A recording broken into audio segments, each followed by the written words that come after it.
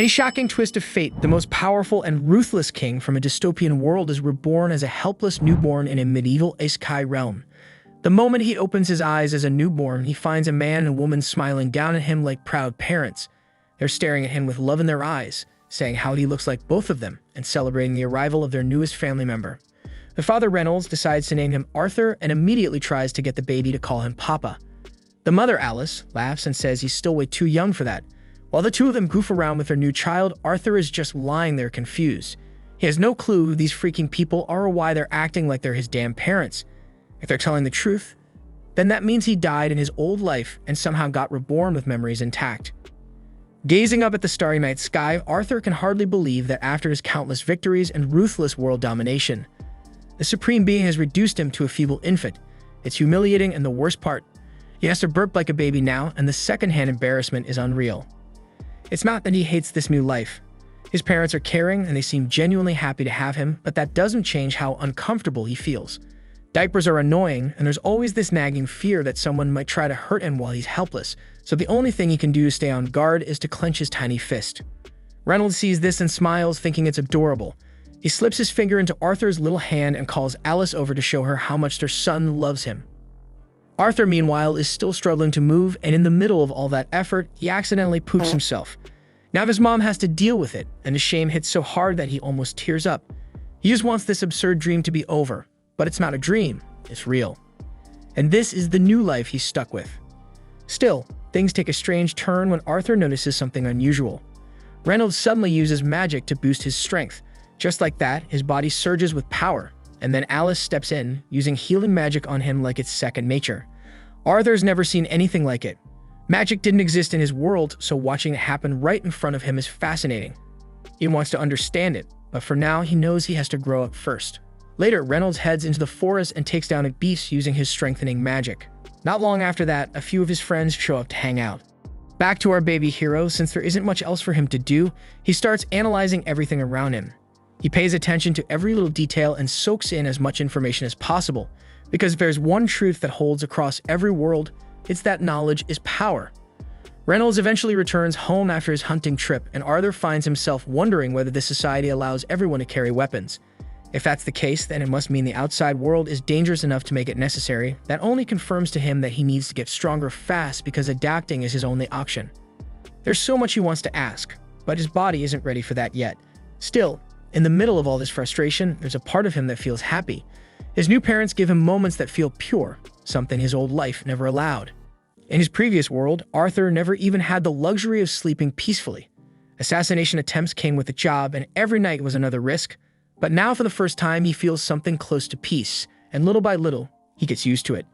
After days, weeks, and perhaps even months pass, Arthur learns to crawl, and the first thing he does is head straight for a mirror, just to check how handsome he looks. Once he gets used to moving around and has full control of his body, he starts sneaking out of bed whenever his parents aren't watching, and his destination is always the library. He picks up books one by one, eager to learn more about this world. That's how he finds out that the continent he was born into is called Dicethan. Dicethan is made up of 3 kingdoms: the Darv Kingdom, where the dwarves live, the Eleanor Kingdom, hidden deep within a forest and ruled by elves, and finally the Sapin Kingdom, where humans reside, including Arthur himself. Although Arthur's nation is a monarchy, its throne is inherited, unlike his previous world where power could be seized by killing the reigning king. Once he's got the basics down, Arthur shifts his focus. He wants to understand magic, so in a surprisingly cute way, he reaches up and pulls a book on the subject from the shelf.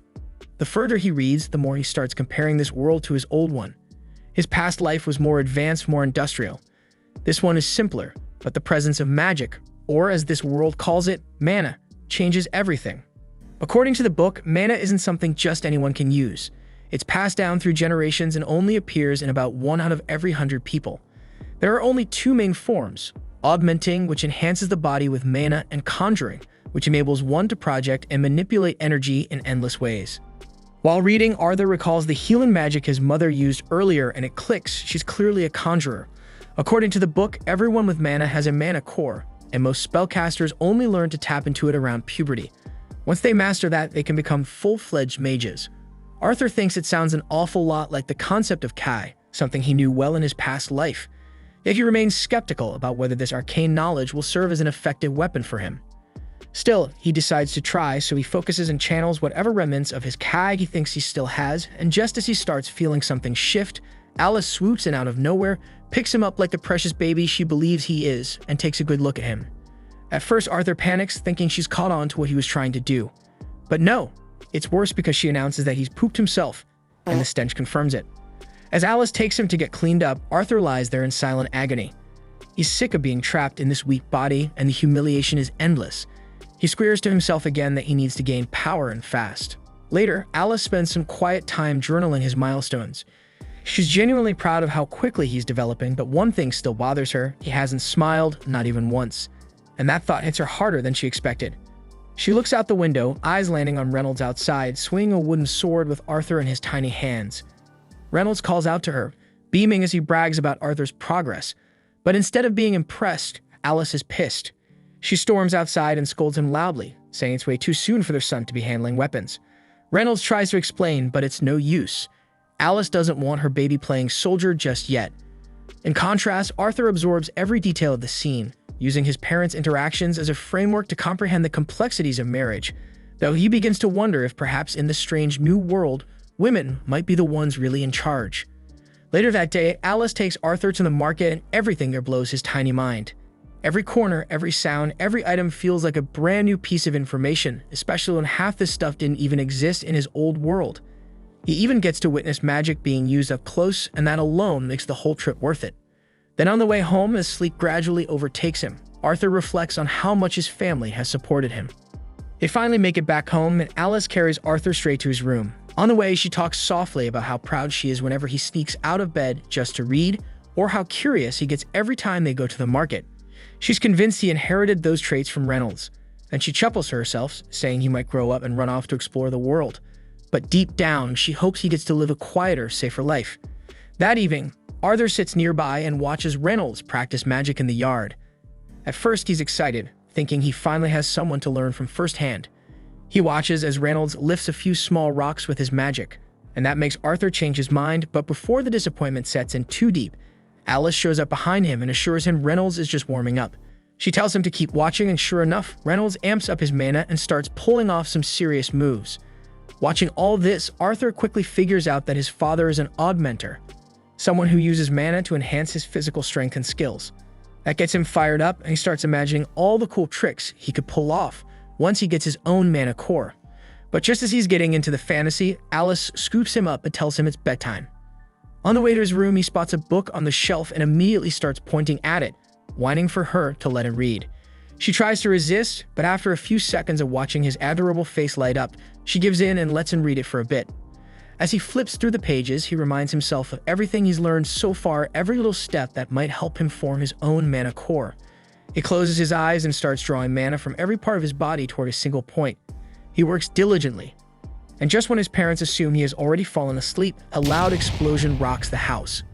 Without hesitation, Reynolds throws himself over Alice and takes the blast across his back. Burned and dazed, he quickly checks that she's okay, and when she nods, they both remember Arthur. They run inside, and what they see nearly stops their hearts because Arthur is floating in midair, and he is calmly descending like it's nothing. In that heart-stopping moment, the roof above begins to crumble, and being just a child, Arthur is unable to dodge in time, yet his parents leap into action, shielding him from what could have been a fatal collapse. Overcome with relief and emotion, all three burst into tears, and for the first time, Arthur feels the warm, unyielding love and protection of his parents, a stark contrast to the cold loneliness of his past life, and that realization moves him to tears for the first time. We then flash back to Arthur's former life, when he ruled as King Grey.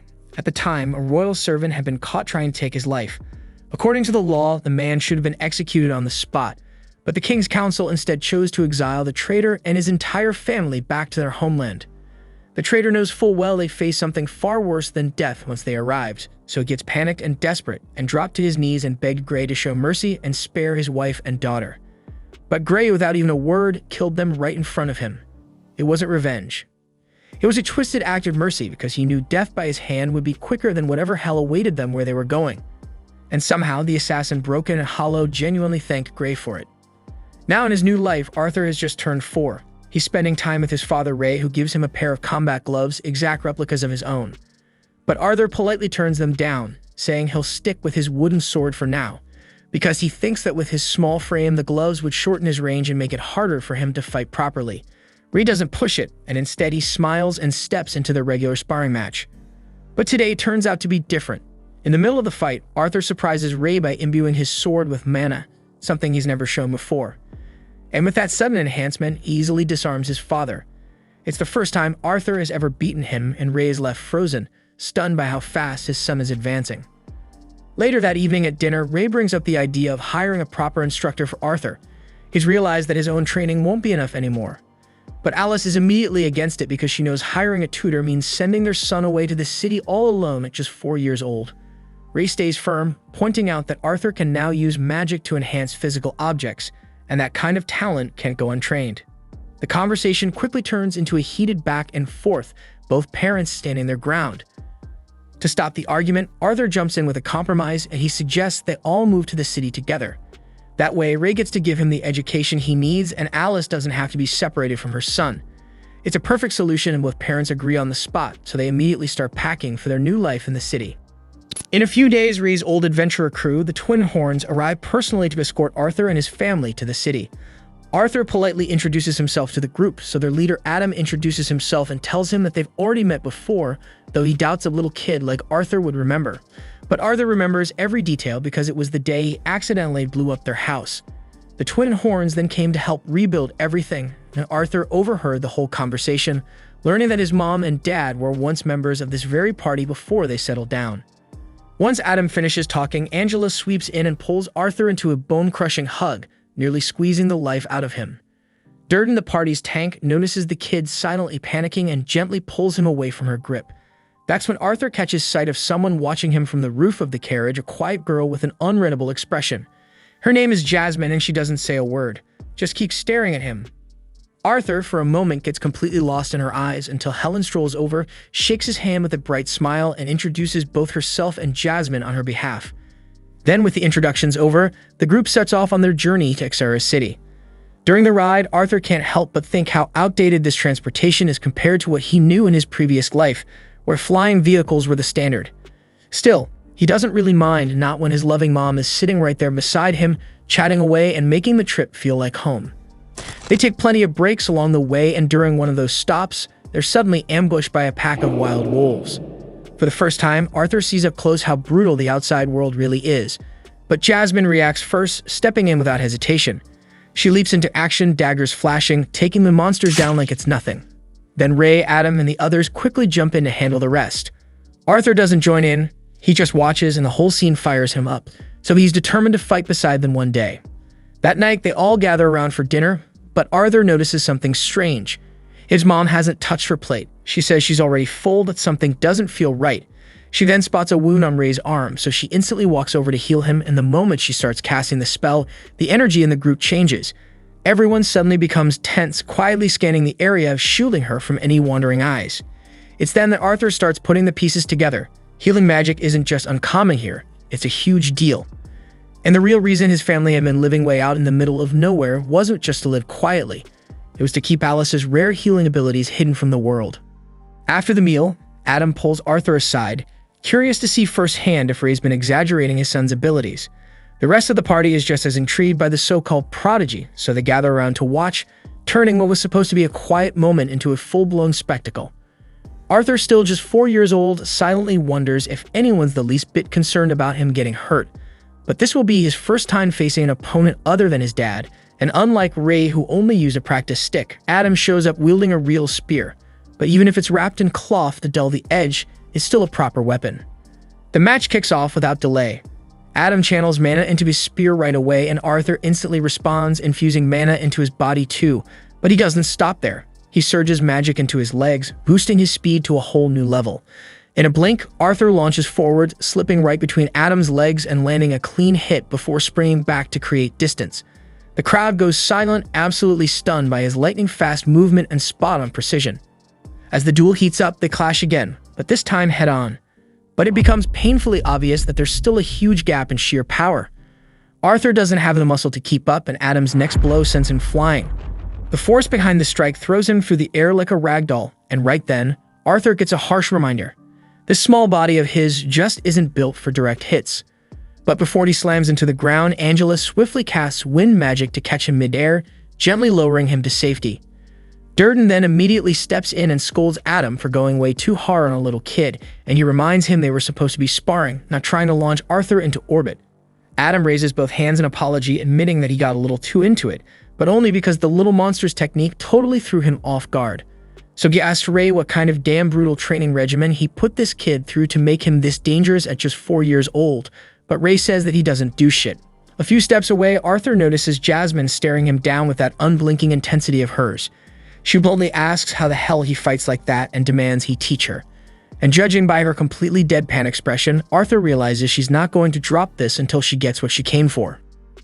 The following morning, the group resumes their trip and eventually stops at a calm, open stretch where Arthur can squeeze in some more training. Adam takes this chance to give him some spear lessons while Ray flexes his dad bod with some old-school workout poses, and the poor kid just humors him anyway. After that, Helen steps in for a quick archery session, and before long, Arthur's nailing bullseyes like he's been doing it for years. With training wrapped up, it's finally Jasmine's turn. She'd been waiting for this moment, and surprisingly, she picks up on his teaching quicker than expected. Later that evening, Arthur is quietly reading a book when Jasmine starts staring at him like she's been hypnotized by a face that doesn't even try to be charming.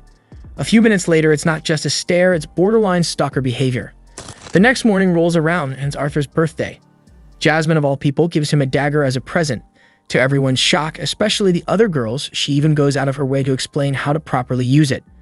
Adam, being the only single guy in the group and having clearly had enough of this rom-com moment, loudly declares that it's time to hit the road. That's when Alice calls Arthur over, but just as she does, she clutches her stomach and clearly looks like something's wrong. Arthur sees right through her weak smile and asks what's going on, but she brushes it off, insisting she's okay, even though the way she says it doesn't convince him one bit. As they continue on, their peaceful journey is suddenly interrupted by a full-on bandit ambush. Without wasting time, everyone hops off the carriage and braces for a fight. Then a hail of arrows rains down, but Angela steps up and throws up a magic barrier to protect them. Arthur then peers outside and quickly realizes they're surrounded from all directions. Meanwhile, the bandit leader, who frankly looks like his head got squashed into a cube, orders his crew not to kill the women and children because he plans to sell them all for a nice chunk of change. The bandits then charge with zero hesitation, and though Alicia is visibly shaken, she tries to keep Arthur calm. Then, before the attackers get too close, Durden blasts a few of them back, and Ree meets them head-on, knocking thugs out left and right. One nearly lands a blow on Ray, but Helen's arrow intercepts him straight through the chest. Adam also tears through enemies with his spear like a hot knife through butter, and Jasmine takes down her share with clean, precise dagger strikes. Watching the twin horns fight like this, Arthur realizes just how strong each one of them really is. But the problem isn't skill, it's numbers. The bandits just keep coming, wave after wave, so eventually the group begins to tire, and the pressure builds. Then with a brutal hit, Ray gets slammed into the carriage and collapses, motionless. That's when the bandit leader, with his smug face and evil smile, starts making his way toward Alice and Arthur. Watching Ray laid out like that, Arthur and his mom instantly jump out of the carriage in a panic. But before they can get closer, Ray regains consciousness and tells them to hold their ground. He may be bruised and barely standing, but he's still trying to play the hero. He turns to Arthur and tells him to take his mother and get out of there fast. Of course, Arthur, being the stubborn little guy he is, insists on staying and fighting alongside them. But Ray cuts him off and finally says the words that stop him cold: Alice is pregnant. That one sentence answers every question Arthur had about her recent weakness, and suddenly everything clicks. With no time to waste, Ray looks him in the eye and says he trusts Arthur to protect both his mother and his little brother she's carrying. So Arthur snaps into gear, grabs Alicia's hand, and takes off raining like hell. Behind them, the bandit boss, loudmouth and still full of fight, shouts at his crew to stop them. But just as they're about to catch up, Ray charges into the fray, giving Arthur and Alice the seconds they need. At the same time, just as it looks like Arthur and Alice might be caught, knives fly through the air, and it was Jasmine and Adam who stepped in to clear the path like pros. In moments, the whole Twin Horns crew is locked in battle again, holding off the attackers while Arthur and his mother escape. As they flee, Arthur thinks back on the life he once had, the life of a man who had taken countless lives without flinching. And now here he is, terrified of losing someone he actually cares about. The irony of it twists in his chest, so he clenches his fists, but there's nothing his tiny body can do but keep running like hell. Suddenly, Arthur senses something, danger from above. He glances up and spots a shady figure on a ridge preparing to launch a spell. Acting fast, he shoves his mother out of the way. The blast nails him squarely, knocking him off balance and sending him tumbling off the cliff's edge. As he falls, he refuses to go down alone, so with his last ounce of focus, he reaches for the dagger Jasmine gave him. The blade is tied to a cord, so he hurls it upward with precision, and it wraps around the enemy's leg, dragging the caster down with him. Meanwhile, Durden and Angela try to save Arthur using their magic, but he's already too far out of range. As he plummets, Arthur reflects on everything. Then he looks up at his mother, her arms outstretched, reaching for him like she could somehow pull him back. Her eyes fill with panic, her face streaked with tears, because the idea of losing her son makes her heart break. But Arthur otherwise is glad that he could protect his mom even if it cost him everything. Still, part of him wishes he'd gotten the chance to meet his little brother. But then against all odds, we see at night that he did survive the fall. Gasping for breath, bruised and dazed, Arthur opens his eyes and finds himself face to face with an enormous, terrifying beast calling him by his name. And just like that, a new nightmare is only getting started. Arthur freaks out when he sees the creature looming over him. He has no damn clue where he is, and with the way that thing's staring him down, it feels like his life's on the line. So thinking it might be his only shot, he tries to sneak in a surprise attack, but the monster casually swats him out of the air like a fly and tells him to chill. Says it's not some evil beast and just wants to be friends. But let's be real, last time a stranger pulled the let's be friends card, someone ended up in the back of a van. So let's just say Arthur's trust levels aren't exactly high. Anyway, the kid's still a mess because his body's beaten up bad and he's not getting better unless he eats something. So the creature casually plucks a bunch of fruit growing from the cave walls and tells him to eat up, but he hesitated. Wall fruit didn't exactly scream safe to eat, and he was already suspicious. So Arthur tried to get up and talk his way out of the situation, but the second he moved, a sharp snap echoed from his body. So he collapsed back to the ground, overwhelmed with pain, and just started crying. The monster just sighs and tells him to quit whining. Honestly, it's a miracle he even survived that mountain drop. Arthur wanted to ask questions, but the creature made it clear it wasn't answering anything until he ate. So with no better option, Arthur grabs one of the fruits and takes a bite, and to his surprise, it was actually pretty good, that he wolfing down handfuls like they were candy. And once he's full, he turned back to the creature and asked if it knew anything about his parents or what happened after the attack. The creature explained that it couldn't leave the cave, but it had a special ability to observe the outside world. To prove it, it projected a screen in front of Arthur showing him that his parents had defeated the bandits and left several days ago. So Arthur's eyes welled up again, but this time from relief that his parents were alive.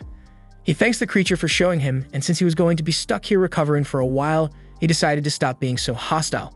The creature introduced itself as Sylvia, and despite how terrifying she looked, she turned out to be gentle and kind. Then over the next few days, Arthur remained in the cave, eating and resting while his body slowly healed. Sylvia stayed by his side the entire time, watching over him without asking for anything in return. And once Arthur was finally full recovered, the only thing on his mind was getting back home, but Sylvia quickly shut that idea down. According to her, there's no way Arthur would make it on his own. The cave they're in is right on the edge of Elshire Forest, and that part of the forest is crawling with dangerous magical beasts and the kind of bandits that make the ones who attacked his family look like amateurs, so if he tries to leave now, he's not going to make it. But that doesn't mean he's stuck here forever, because Sylvia explains that she has the ability to create a dimensional rift, something that could teleport Arthur to a safer location, maybe even all the way home. But the problem was it would take her a long time to generate it, so until that portal's ready, he's got no choice but to wait. With nothing else to do, Arthur grabs a stick and starts swinging it around. If he's stuck here anyway, might as well get in some sword training. Days pass, and although he still doesn't know much about Sylvia, he's grown to enjoy her company. All he really knows is that she looks like a terrifying monster and she's clearly hiding from something or someone, but despite everything, she's one of the kindest people he's ever met. After another round of training, Arthur takes a break. He walks over to a flat rock, sits down, and starts working on channeling his mana. Sylvia watched for a while, quietly impressed. He was just a kid, yet he already had a mana core, but from the way he was going about it, it was obvious he hadn't received proper training. Without a word, Sylvia lifts her hand, and suddenly, a swirling mass of mana gathers in her palm. Arthur's jaw nearly hits the floor because it's not just that she's casting a spell, it's the fact that she's gathering mana while she's casting. So if you can learn to control mana like that, there's no doubt you become incredibly powerful. But before he could ask her to teach him, Sylvia stopped and looked over at him. She wanted to know what he planned to do with that kind of power if he learned it. Arthur hadn't really thought about it before, but now that she brings it up, one memory burns in his head. Those bandits. How close they came to killing his family. How powerless he felt. So without thinking, he tells her flat out, He'll use that power to wipe out anyone who dares to hurt the people he loves. Sylvia didn't like what she heard, and without a word, she walked over and flicked Arthur on the forehead, knocking him back and tells him straight that she'd never teach that technique to someone driven by thoughts like that. Arthur sat there, holding his head, still not understanding what the problem was, because to him, after what happened to his family, wanting to protect them by any means felt right. Sylvia wants to make something clear, so she gently presses a single finger against Arthur's forehead and calmly tells him she could just as easily crush his skull with it or touch him with care like she just did. Then she asks him which one he'd rather experience. Obviously, Arthur chose the gentle touch. So she explained that anger and hatred are easy paths to walk, but once you start down that road, it never ends. It just consumes everything. She didn't want that for him, and she didn't want him to waste his life chasing revenge, so she asked again what would he do with this power. Arthur took a moment, and this time, instead of thinking about the fear and violence he faced, he pictured the faces of the people he loved, the ones who made him smile. And with that image in his heart, he answered that he wanted strength so he could protect them. So Sylvia smiled because that was the answer she'd been hoping for. But elsewhere outside the cave, another creature was drawing near, one that looked an awful lot like Sylvia. It had been tracking her, and now was close. Back in his old world, Arthur had been a king, but not in the way most people imagine. The senators held the real power, and he was just their weapon. A pawn used to wage wars and silence enemies, and that life had left him hollow because he hated being used like that. Back in the present, Sylvia was helping him shape a different future. She began teaching him her technique, showing him how to draw an ambient mana and condense it. Arthur followed along, and after a few tries, he managed to pull in the mana and use it to boost his body. The power was incredible. He could feel it pulsing through him. He ran to Sylvia, full of excitement, ready to thank her. But then everything shifted and Sylvia's eyes narrowed because she sensed something. And without even a damn warning, she shoved Arthur into a pile of rocks and whispers for him to stay hidden and quiet. Arthur peeked through the cracks and spotted another creature approaching, a massive beast, almost identical to Sylvia. Sylvia clearly knew him, and from the way she tensed up, Arthur could tell this wasn't a friendly visit. The stranger didn't waste time and demanded Sylvia come with him, but she refused, so without another word, the other beast launches an attack. Arthur wanted to jump in, but he suddenly heard Sylvia's voice in his head. She told him to stay back and she would handle this. The other dragon tried to reason with her one last time, said he didn't want to kill her, but would if he had to. But Sylvia's answer was clear. She would rather die on her feet than listening to his freaking voice. She then unleashed her full power, and in that moment, Arthur saw her true form, a dragon pulsing with energy. And in this form, she can unleash everything she's got. Sylvia then launches a massive blast straight at the other creature. He manages to block it, but tells her she's being reckless because if her body in this condition, using that much power will kill her. Sylvia already knows that, but she just doesn't care because she's lived a long life and has no regrets. Then with one strong push, she slams the other monster into the wall. But he's not down for good, and he gets right back up and starts hammering her with a barrage of magical blasts. She takes the hits hard, but right now she's more concerned about Arthur. This battle is getting way too close to the place she stashed him. The enemy then fires off one last heavy shot, and she can't dodge it without risking Arthur's life.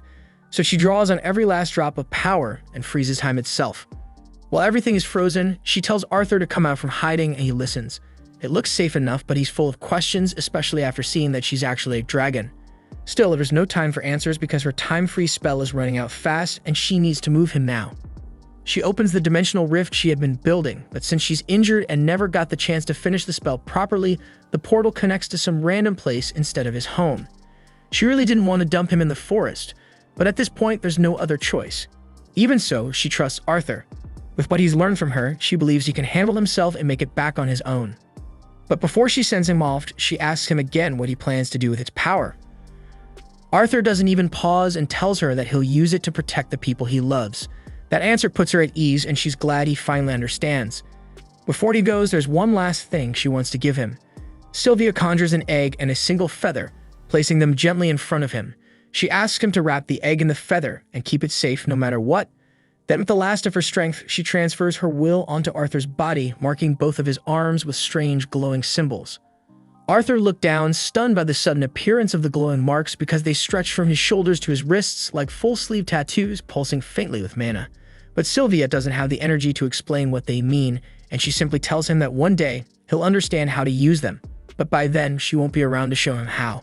Sylvia also apologizes to Arthur because the truth is she could have sent him back to his family the moment he showed up, but she was just enjoying his company so much that she didn't want to let him go. And now, because of that selfish choice, she ended up putting him in danger. Arthur feels awful because he knows there's nothing he can do to save Sylvia from dying here even after everything she taught him. He doesn't care that she's a dragon or a monster or whatever else people might call her because he sees her as family. He tells her she feels like a mom to him, but Sylvia gently reminds him that he already has one. So Arthur smiles and says she can be his grandma instead. Sylvia didn't see that coming, but the moment he says it, her heart melts, so she asks him to say it again. And he does happily. Sylvia's heart breaks knowing she won't get to see him again, but time is running out, so she gently nudges him forward toward the portal. Arthur gets it, so he picks up the gifts she gave him and walks toward the rift, but at the very last second, he turns around and tries to coax her into coming with him. Sylvia doesn't budge because she can't, so she shuts the portal and sends him away. Time then unfreezes and the enemy's blast slams straight into her. The hit looks devastating and Sylvia crashes to the ground, but the other monster isn't convinced she's dead. He knows she's way too powerful to go down from just that. He steps in closer, lowering his guard. But it's a big mistake because as soon as he's in range, Sylvia summons everything she's got left and lets out one last attack. The blast wipes him out, along with everything around him for a full mile. As Arthur gets pulled through the dimensional rift, he hears Sylvia's voice one last time. She asks if he remembers what she said about how power should be used, and Arthur does. But his heart is heavy, so Sylvia tells him the world's a sad place, and stuff like this is going to happen. But that's exactly why he needs to change it. Arthur protests because there's no way he could ever pull that off, but Sylvia isn't expecting him to change the world overnight. One step at a time, that's all it takes. Besides, this isn't his first time shaping a world, and she knows who he used to be. Sylvia is aware of his past life as a king, and while she didn't agree with how he ruled back then, she believes that as long as he doesn't lose himself to hate, Arthur can become the kind of king this world actually needs. Then a little while later, Arthur wakes up on the ground dazed and aching, but one thought is burned into his soul. He's going to keep his promise to her. But first he's got to figure out how to get out of this damn forest. But suddenly, he hears something move behind him. And then he hears a blood-curdling scream echoing from across the woods, and it sounds like a little girl. So without hesitation, he channels mana into his legs and bolts toward the noise. He leaps up into a tall tree for a better view, and from there he spots a group of bandits dragging a young elf girl.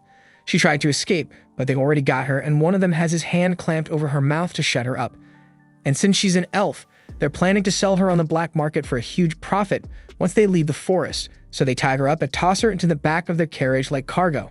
Watching all this shit, Arthur is hit with flashbacks, memories of the moment he and his family were attacked by bandits too. He remembers hearing those bastards talking about keeping him and the women alive to sell later, and it makes his blood boil.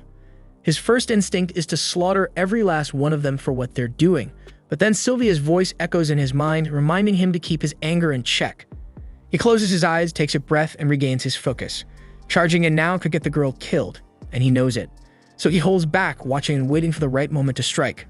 Once the bandits all pile into their carriage and start heading out of the forest, Arthur silently follows, sticking to the shadows. By the time night falls, they stop to set up camp since it's too dark to keep going. Arthur sits nearby, hidden, still debating whether he should trail them until they reach a town or just take them out here. But then he overhears one of the scumbags talking about how elves are his favorite and how they should get a taste of her before selling her off. That's it. Arthur knows he can't let this go on. But it's not quite time yet because he still needs full cover of darkness before making a move, so he closes his eyes and starts meditating, getting himself ready for all the blood he's about to spill. Once it's dark enough, Arthur opens his eyes, fully focused, and starts mapping out his plan. He then spots a few horned wolves chained up nearby, which is strange because no way wild beasts like that would obey humans willingly. A closer look reveals they've been forced into submission with enchanted collars, and Arthur figures he can use that to his benefit. So he picks up a few acorns and tosses them at the wolves to stir them up. The wolves' howling draws the bandits' attention, and their leader growls at one of his men to hurry over and shut those freaking beasts up. The unlucky bandit drags himself up and heads over, kicking one of the wolves hard in the neck to silence it. But in that exact moment of distraction, Arthur makes his move. He summons a mana blade, leaps down silently behind the bandit, and in a swift, brutal strike, cuts the man down where he stands. Arthur quickly grabs the guy's weapon, and just as another bandit comes over to check out the noise, Arthur jumps onto his back and slits his throat clean. That makes 2 down, but Arthur's body is already running low on steam, so he knows he can't drag this out for long. Then another bandit shows up to see what's taking so long, and Arthur rushes him, trying to land a clean kill. But he misses the vital spots and the guy manages to scream, blowing Arthur's cover. The leader catches on fast and realizes the attacker is a mage kid, which means this fight just got a hell of a lot more complicated. Still, he doesn't want to kill the kid, not when selling a young mage on the black market would be worth way more than the elf girl. He starts channeling magic into his arms and charges and swinging.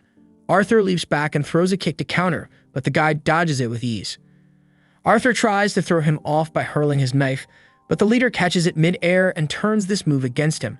He slams Arthur to the ground and grabs him by the ankles, lifting him up just to mock him. He laughs, telling Arthur there's no way a kid can beat an adult in raw strength. And Arthur knows he's right, so he stops trying to match power with power, and he switches back to magic. He blasts a fireball straight at the guy's knee, and while he's screaming in pain, Arthur drives the knife straight into his skull. Only one more to deal with the wounded bandit from before, and Arthur wastes no time finishing him off. Then he heads straight for the carriage to check on the girl. She's still blindfolded, completely in the dark about what just happened. Arthur gently tells her it's okay now, the bandits are gone and she's safe. Her name is Tessia, and as Arthur helps her out of the carriage, he tells her she's free to go home. But then Tessia spots the blood on Arthur's hands and immediately starts panicking. Arthur figures it's normal, any kid would freak out after seeing that much blood.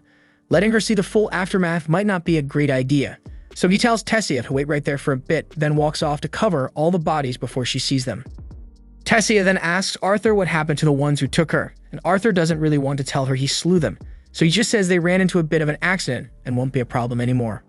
The girl doesn't press any further, so Arthur grabs her things from the bandit's carriage, hands them over, and says goodbye because he still needs to make his way home. But before he can walk off, Tessia grabs his arm and begs him not to leave. She's terrified of being alone out here, scared she'll be eaten by some tree ghost or worse. Arthur asks if she at least knows the way home, and she says she does. Kind of. She knows the general direction, but not how long it'll take to get there. Arthur really doesn't want to go off course, but he also knows there's no way Tessia survives out here on her own. So in the end, he agrees to walk her back to her village.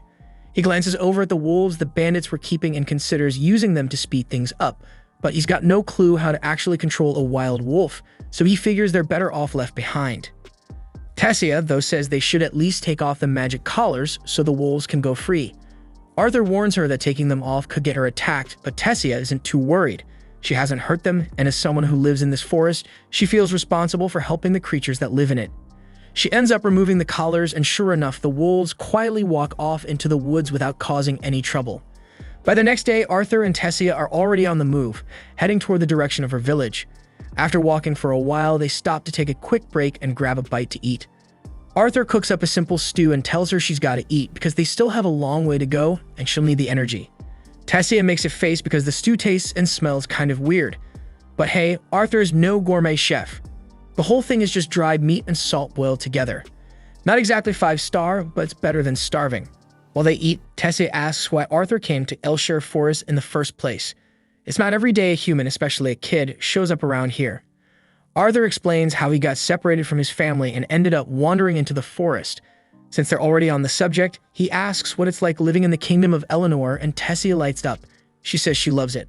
Her parents are always busy with work, so she usually spends most of her time hanging out with her grandfather and the family servant. They keep moving along the path, but since Tessia has no clue how far her village actually is, it's tough to say how long this trip's going to take. And to make things worse, one of those wolves she let go earlier has been quietly trailing them ever since. Arthur's seriously starting to regret not just taking them all out back when he had the chance. That night, Arthur decides to stay outside the tent and keep watch. If that wolf shows up, he wants to be ready in case it tries anything. But a little while later, Tessia peeks her head out and asks Arthur to come inside and sleep. He tells her he's not tired and he'll stand guard out here. She's clearly too freaked out to be left alone. She begs him to come inside with her, and after a little back and forth, Arthur finally gives in. He figures he can still keep watch from inside the tent anyway, just to help her feel safer. Tessia's trying to act like she isn't scared, but it's obvious, especially since she insists that Arthur stay right next to her the entire time, even when they're taking their shit. Before she falls asleep, Tessia asks him something random about the human kingdom. She wants to know if it's true that all humans are perverts who marry a bunch of wives. Arthur's caught off guard and asks where she even heard that shit, and she says it was her grandpa who told her. Arthur admits some nobles have their own harem, but most humans are actually pretty decent. Tessia seems satisfied with that answer and turns over to go to sleep. Luckily, the wolf never showed up that night, so by morning, Arthur and Tessia packed up and got moving again. Over the past few days, Tessia's really started to open up to Arthur. And now that the trauma of the slave traders is fading, she actually seems happier. Still, she's totally useless in the wild. She can't even cross a small creek without help, so Arthur ends up having to carry her across like a sack of flour. Then out of nowhere, Arthur clutches his chest in pain. It hits him like a wave and he has no idea what's happening. Tessia freaks out and runs off into the woods to find some herbs that might help. But Arthur's pretty sure this isn't some random sickness. He props himself up against a tree, barely holding it together, and that's when the same wolf from before shows up. Arthur immediately tenses up. If it attacks now, he's completely screwed. Just as things start to look bad, Tessia comes running back with the herbs and Arthur warns her to keep her distance in case the wolf lashes out. But instead of attacking, the wolf casually walks up and drops a dead pig right in front of him, then turns around and walks away. Arthur just stares, totally thrown off. Tessia guesses that maybe the wolf was just trying to say thanks for letting it go free. That evening, Arthur and Tessia set up camp and sit down to enjoy some roasted meat by the fire. It's a major upgrade from the bland stew they had earlier, so Tessia's loving it. While she was out searching for herbs earlier, she also found a few mushrooms. She offers some to Arthur, but in hindsight, he really shouldn't have eaten the random forest mushrooms because now he's dealing with the worst case of diarrhea imaginable. After Arthur's done practically dying in the woods, he's exhausted and ready to crash on the spot, but Tessia keeps talking to him. She starts going on about how her grandfather used to read her storybooks about the human and dwarven kingdoms. Ever since then, she's wanted to visit them, but the elders never let her because elves generally don't trust other races. Somewhere in the middle of her story, Tessia realizes Arthur isn't listening at all. He's clearly too wiped to focus, so she gently covers him with a blanket and quietly wishes him good night. And by the next day, they get back on the road, but Arthur's chest pain is getting worse with every step. Tessia feels bad for not being able to do anything to help, but Arthur tells her it's nothing to worry about.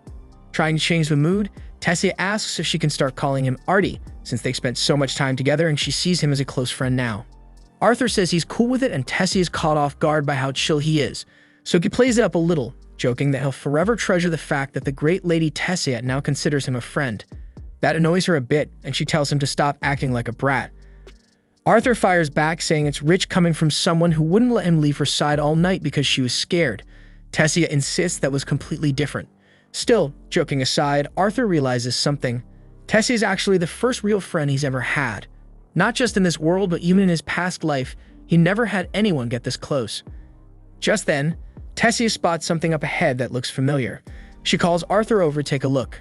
He walks over expecting her to show him a cool stick or some weird rock, but instead he finds himself standing in front of a massive tree with a glowing portal embedded right in the trunk. Tessia turns to him, says this is the entrance to her village, and reaches out her hand, asking Arthur to come with her inside. Regrettably, the elves still harbor deep resentment toward humans, so the moment Arthur crosses into the elven village, he's instantly surrounded and held at sword point. He turns to Tessia, hoping she'll speak up for him since she could easily clear things up, but to his surprise, Tessia just stares at him coldly, staying completely silent. Seeing that shit, Arthur's heart sinks because he immediately assumes Tessia lured him into a trap to get him killed, and he mentally kicks himself for trusting anyone again. After all, he's already endured betrayal after betrayal in his past life, so why did he expect this to be any damn different? The guards get ready to behead him while Tessia watches in silence, but she wasn't behind any of this. For some reason, she just didn't speak up earlier, but once she overhears the guards saying they're going to kill Arthur, she finally steps forward and tells them to stop. One of the guards warns her, insisting that this human boy is dangerous, but Tessia firmly states that Arthur isn't dangerous at all. In fact, he's the sole reason she was able to make it home alive. Tessia's words should have been enough to make the guard rethink his actions, but instead, he accuses Arthur of brainwashing Tessia into believing he's trustworthy, so he still plans to kill him anyway. But before the guard can carry out the order, an older man appeared from a magical light and commands them to release Arthur. This man is Tessia's grandfather and the former ruler of the elven tribe, and his name is Virion. Thankfully, he's much more level-headed, and he chooses to believe Tessia's account of what happened. He even offers Arthur an apology for how they treated him after everything he did to help Tessia. But from their perspective, it was suspicious that the missing princess returned home with an unknown human kid. Arthur's relieved to hear he won't be executed, but he's also shocked to learn that Tessia is royalty because she never mentioned it once during their entire journey. They spent days traveling together, yet she apparently didn't think it was worth bringing up. Right then, Tessia's mother and father appear, having been informed that their daughter had returned safely. Tessia runs into their arms, overjoyed to see them again. And if Tessia is a princess, that means her parents are the king and queen of Eleanor. But unlike Virion, they're not as forgiving because the moment Tessia's father lays eyes on Arthur, he demands an explanation for why a nasty human has set foot in their kingdom. So he immediately orders the guards to seize Arthur and execute him without delay. However, no one moves a muscle. Tessia's father may be the reigning king, but Virion already told the guards to leave Arthur alone, and nobody dares defy Virion. Virion then steps forward and informs the king that Arthur is the boy who rescued Tessia and escorted her home safely, so they can't treat him like a common criminal. Tessia also demands that Arthur be welcomed into their palace as an honored guest, but her father hesitates since allowing a human to enter the elf kingdom, let alone the royal castle, is strictly forbidden by tradition. But rather than endure a tantrum from Tessia, he reluctantly agrees to grant Arthur the respect of a proper welcome. Now that the misunderstanding has been cleared up, everyone prepares to return to the castle. But before they leave, Virion quietly tells Arthur that he wants to speak with him later in private. Arthur feels a bit cautious around Virion, sensing just how powerful the old man truly is, but he doesn't have much time to dwell on it because Tessia grabs his arm and excitedly pulls him along to show him around. It's Arthur's first time setting foot in the Elven Kingdom, and he's completely captivated by how different everything looks compared to the human lands. But the deep prejudice against humans is still painfully obvious because every elf they pass stops what they're doing to stare at Arthur as he walks alongside Tessia toward the palace. Still, no one dares say anything offensive, since Arthur has officially been declared a royal guest. Tessia is the only one treating him warmly, but in the back of his mind, Arthur keeps wondering why she waited so damn long to speak up when the guards were about to execute him. Suddenly, the sharp pain in Arthur's chest returns, worse than before, but he still doesn't understand what's causing it. Once they arrive at the castle, Tessia is welcomed by her attendants, and she orders them to look after Arthur with kindness and respect, regardless of his human status. With that settled, she turns to Arthur and asks if he'd like to come play with her.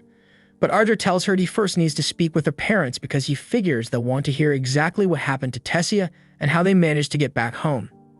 They all then make their way to the audience chamber, with Tessia tagging along since she refuses to be left out. And since they're about to have a serious conversation, Tessia suggests bringing in some treats to enjoy while they talk. It feels more like a casual tea gathering now, but there are still important matters to discuss. Tessia's father then takes the opportunity to formally introduce himself. His name is Alduin, the reigning king of Eleanor, and his wife's name is Muriel, and his father is Virion. Arthur then presents himself modestly as a simple boy hailing from a humble village in the kingdom of Sapin, fully acknowledging that someone like him, a human, would typically never be granted permission to enter Eleanor, much less stand before the royal family, so he expresses his deep gratitude for their hospitality. Alduin raises his eyebrows, impressed that Arthur speaks with such maturity despite his young age, but more critically, he demands a thorough explanation of what transpired with Tessia and how she ended up missing. Arthur proceeds to recount the entire ordeal, describing how he became separated from his family during a raid by bandits and ultimately found himself lost within the elven forest, though he deliberately omits his encounter with Sylvia inside the cave. He continues explaining the moment he crossed paths with Tessia, clarifying that he stumbled upon her as she was being abducted by slave traffickers. Alduin's face twists in fury at the revelation that humans dared attempt to sell Tessia into slavery, but Arthur calmly points out that elves too have participated in the slave trade, so it isn't a crime exclusive to humans. Setting that aside, Virion turns to Arthur, asking how exactly he managed to free Tessia from the slave traders, and Arthur simply explains that he eliminated them all. At this, one of the guards erupts in disbelief, shouting that there's no conceivable way a mere child could have taken down slave traders alone, but Virion swiftly silences him, warning him to hold his tongue unless he wishes to forfeit his position. Arthur shows no signs of deceit, leading Alduin to reluctantly state that he believes him. Now that everyone is clear on the events, Arthur takes the opportunity to present a request. As he already mentioned, he ended up stranded in the forest after the bandit attack, so he politely asks if they would assist him in returning home. Alduin clenches his jaw in outrage at the boldness of a human asking the elven royal family for a favor, but considering Arthur went out of his way to escort Tessia safely home, it's only right they repay his kindness.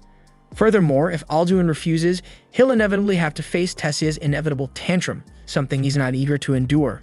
Eventually, he sighs and agrees to help Arthur, but explains that the teleportation gate leading back to Sapin is sealed and can only be activated once every 7 years during the summit of the 3 tribal leaders. Since the last summit took place 2 years ago, Arthur will have to wait an additional 5 years before the portal becomes usable again. Arthur isn't keen on waiting that long, and Alduin equally dislikes the idea of having a damned human remain in Eleanor for 5 entire years, so he states that he'll arrange for a squad of guards to escort Arthur back to Sepin.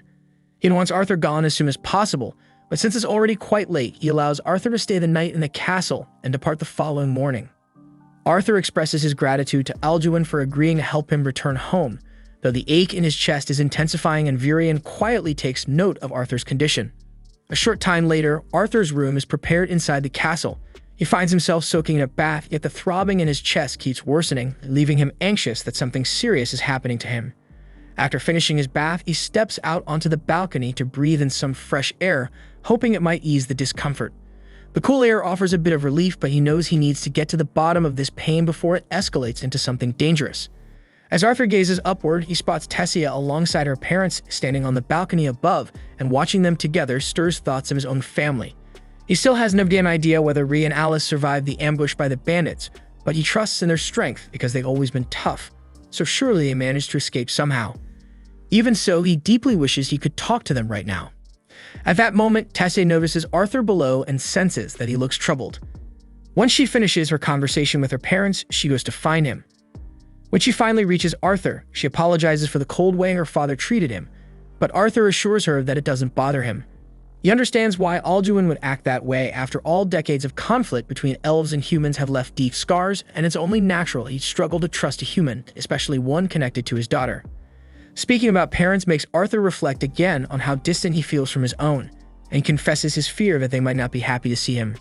After all, the entire reason they went on this journey was for his sake. Maybe he'll blame him for everything that happened. He also holds himself responsible for failing to protect them during the bandit attack and for getting separated. But before he can spiral deeper into guilt, Tessia grabs his face and shakes his head gently. She doesn't know much about Arthur's parents, but if they're anything like hers, she's sure they'll be overjoyed to see Arthur again when he finally makes it home. At that moment, the hallway lit up with dozens of brilliant fireflies, and surrounded by the glowing lights, Arthur found himself trying to remember the smiles of his parents. Ever since he had been reborn into this world, they had never once given him any reason to feel unloved. So why was he suddenly afraid that they'd despise him after everything that had happened?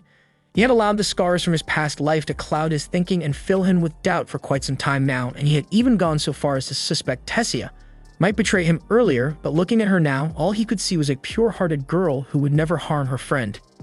Suddenly, Arthur sensed something flying straight toward Tessia, so he caught it instantly and powered up his mana, ready to strike at whoever had attacked her. But to his astonishment, the one who had launched the attack was none other than Virion. Arthur couldn't believe Virion would stoop so low as to attempt to harm his own granddaughter, but Virion calmly explained that he'd never intended any harm to come to Tessia, because the objects he had thrown were nothing more than a few fireflies. Harmless even if they made contact. Still, he admitted he was impressed by Arthur's lightning-fast reaction and counterattack. Virion's reason for pulling this stunt was simply to test if Arthur had truly possessed the strength he claimed to have used to defeat the slave traders, and it was clear now that Arthur had been completely honest. Tessia then hurried over and pleaded with Virion to stop teasing Arthur, but that wasn't the real reason he'd come here. He had noticed something peculiar about Arthur earlier, and he wanted to test it out with a friendly duel to gauge Arthur's true abilities. Virion then conjured a sword for Arthur using magic and gently lifted Tessia out of harm's way so she wouldn't get injured. Arthur accepted the challenge, sprinted forward, and swung his blade at Virion, but Virion was simply too quick. Even after Arthur infused his steps with mana to enhance his speed, he still couldn't catch up to Virion. Just when Arthur thought he finally spotted an opening, Virion shattered his sword effortlessly with the palm of his hand. A fragment of the broken weapon flew straight toward Tessia, so Arthur threw the remains of his blade to intercept it, shielding her. Arthur then charged at Virion wielding nothing but pure mana, yet Virion met him with his own aura. Virion's power was vastly superior, leaving Arthur little hope of winning, but Arthur wasn't the type to surrender. Even after being knocked back by Virion's force, Arthur surged forward again and managed to land a clean strike right on Virion's forehead. It didn't inflict any real harm, but Virion was genuinely impressed that Arthur had managed to slip through his guard and land a blow. Virion was eager for another bout, but suddenly Tessia pinched him on the ass and scolded him for picking on Arthur. Arthur assured her that it was alright, admitting he actually felt privileged that someone as formidable as Virion deemed him worthy of a spar. While they were still on the subject, Virion revealed that he wanted to formally take Arthur on as his pupil. Arthur was stunned and asked if Virion was being serious, But Virion wasn't one to make jokes about such things. He directly asked Arthur whether he'd accept the offer. Arthur hesitated, uncertain what to say, especially since he hadn't yet found a way to let his parents know he was alive. Virion told him if that was his only concern, he knew a method Arthur could use to speak to his parents right away. Arthur was intrigued, but before he could respond, a sharp pain pierced his chest again, and Virion seemed to understand the cause. He explained that Arthur had inherited a beast's will, and unless he agreed to become Virion's apprentice, that beast's power would eventually claim his life. After getting hit with such brutal news, Arthur tried going to bed, but sleep just wasn't coming. The stress of being away from his family, stacked on top of the very real chance that he could die soon, twisted into a full-blown nightmare. He found himself trapped in sleep paralysis, haunted by some dark, demonic presence that wouldn't leave him alone. Suddenly, he heard someone calling his name. His eyes shot open, and there was Tessia sitting right on top of him. She'd been trying to wake him up for a while, but he kept mumbling nonsense about monsters, and now she was getting seriously annoyed. She told him to snap out of it and hurry the hell up, because Virion was already waiting for him outside, so Arthur sat up and started changing clothes. While he was getting dressed, Tessia asked if he was really planning to stick around and become her grandfather's disciple, but Arthur wasn't sure yet. It all depended on whether Virion could actually help him get in contact with his family. As far as Arthur was concerned, if he could just hear his parents' voices and let them know he was okay, that would be enough. Once he was ready, he and Tessia headed downstairs together.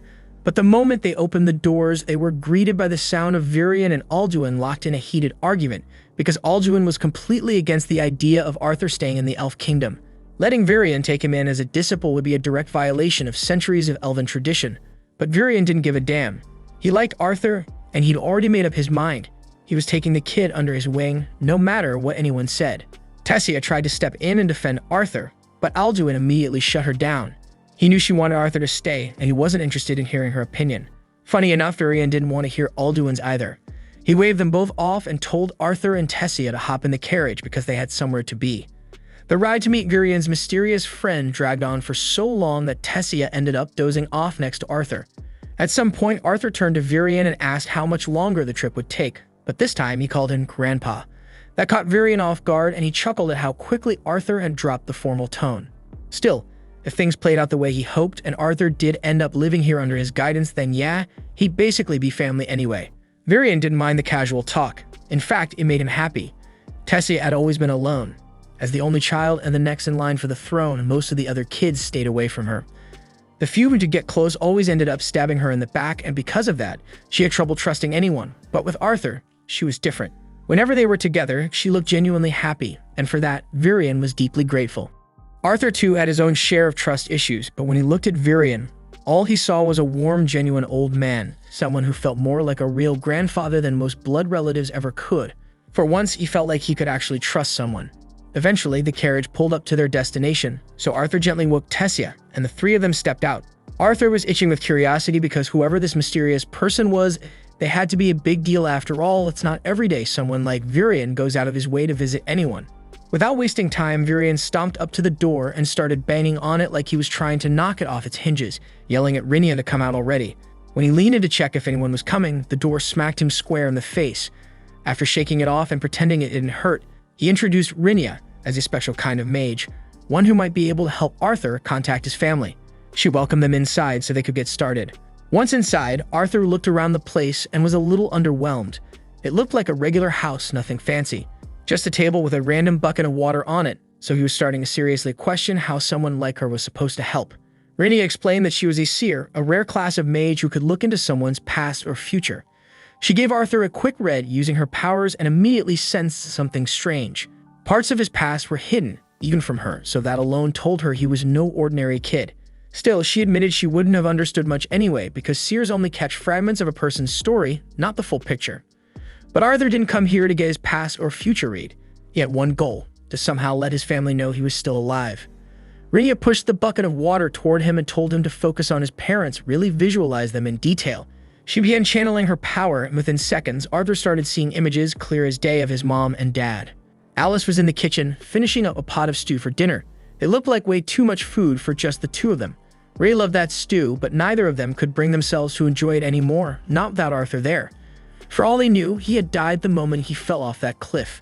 The guilt crushed Rhys so badly that he nearly spiraled into drinking, but he had to keep it together for Alice. She was pregnant, and they had no choice but to move to the city instead of wasting time searching the wilderness. Once there, Ray picked up work fast. In just a few weeks, he somehow scraped together enough money to get them a house in the city.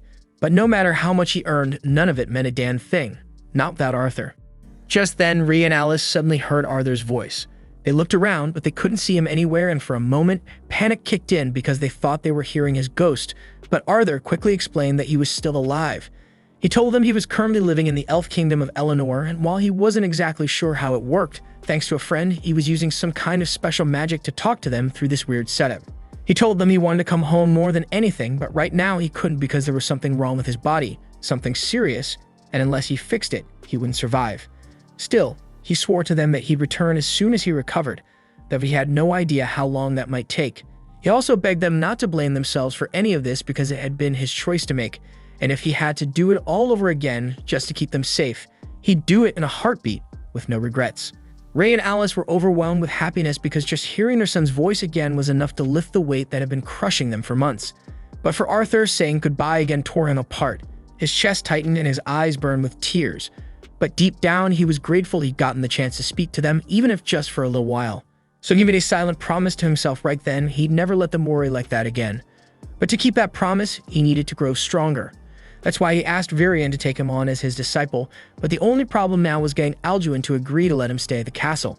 Alduin was still firmly against it, his hatred for humans too deeply rooted to let go of.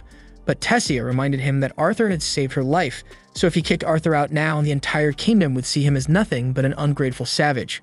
Alduin tried to argue one last time, warning that Arthur's presence could stir up trouble in the elf kingdom, but Virion had already planned for that. He told Alduin to make a public announcement. Arthur was now officially his disciple, and with Virion's authority, no one in their right mind would dare speak out against it.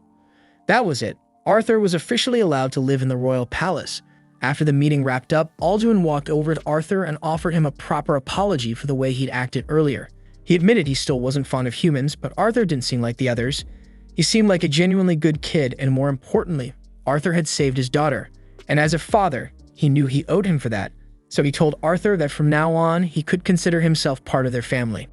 Arthur was honestly caught off guard by how quickly Alduin and Mariel had flipped their stance, but thinking about it, it made sense. With both Virion and Tessia backing him this hard, Alduin had probably just given in to the pressure.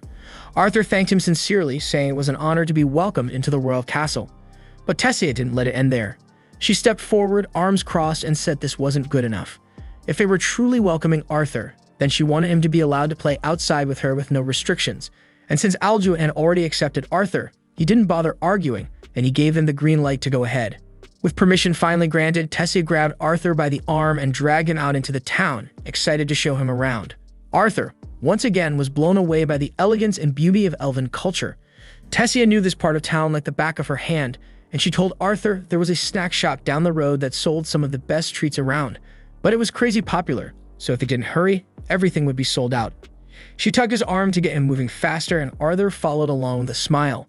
But just as they were picking up speed, Arthur accidentally bumped into another kid on the street.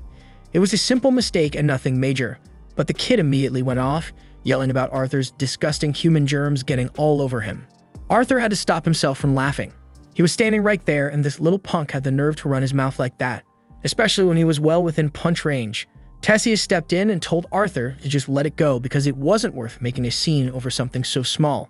Normally, Arthur would have listened. He would have taken the high road and walked away, but that the brat Ferrith took it a step further. He looked right at Tessia and said she shouldn't be hanging around trash like Arthur, and that she should be spending her time with someone worthy like him. Ferrith was clearly from some noble bloodline, and it was obvious he thought way too highly of himself.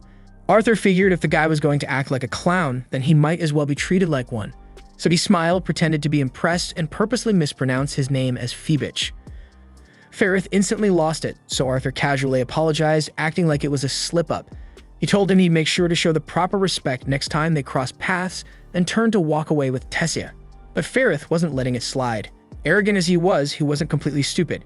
He knew damn well Arthur was mocking him, and he wasn't about to let that kind of disrespect go unpunished, so he challenged Arthur to a duel with his precious family honor on the line. Arthur stared at him in disbelief because he couldn't believe the guy was actually dumb enough to ask for a real fight. Tessia stepped forward, clearly annoyed, and told Ferrith that even if he was some big-shot noble, this had gone too far. Firith brushed it off, saying it was perfectly normal to challenge someone to a duel if they insulted your name. But Tessia reminds him that Arthur is now the student of Virion, and only a fool would willingly pick a fight with the apprentice of the most powerful man in the kingdom. Still, Firith was full of himself. He said there was no way he could lose to a human. Then he turned to Arthur and said that if he refused the duel, it would be a disgrace to Virion's name. Arthur is still trying to wrap his head around everything because back in his old world, a duel usually meant someone wasn't walking away alive.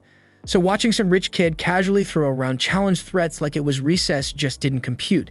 But judging by the smirks and chuckles coming from the adults nearby, duels around here clearly weren't death matches, just some flashy public sparring. Tessia turned to Arthur and asked if he was sure about this. Arthur nodded and he was fine with it.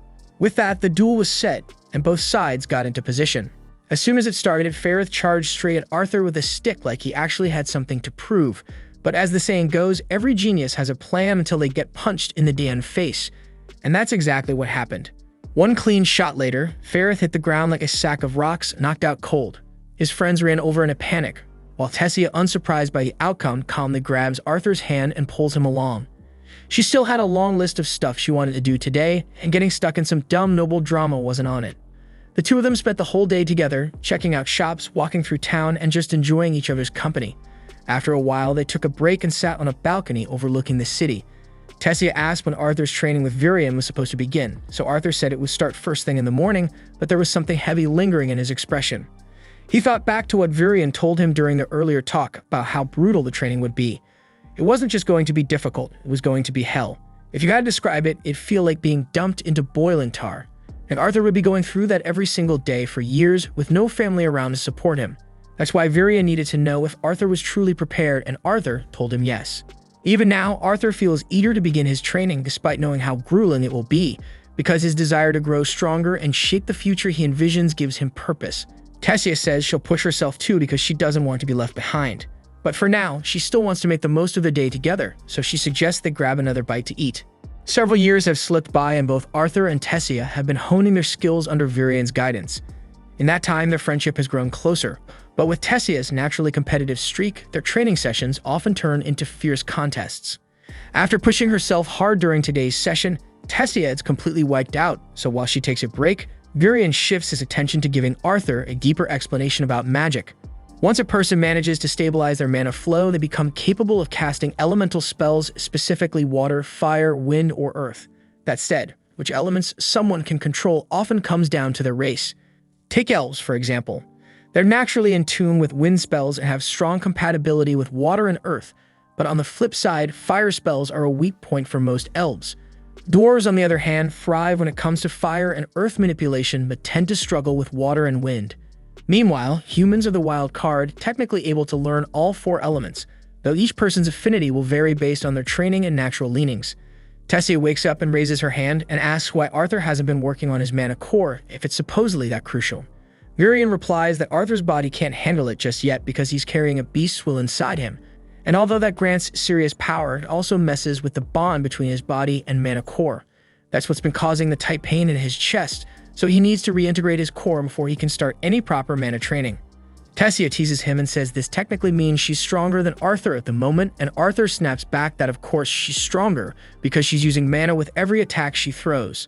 Among elves, being able to awaken mana before the age of 10 is considered a big deal, but Tessia managed to do it at 9, which is why she's been able to train beside Arthur for so long now.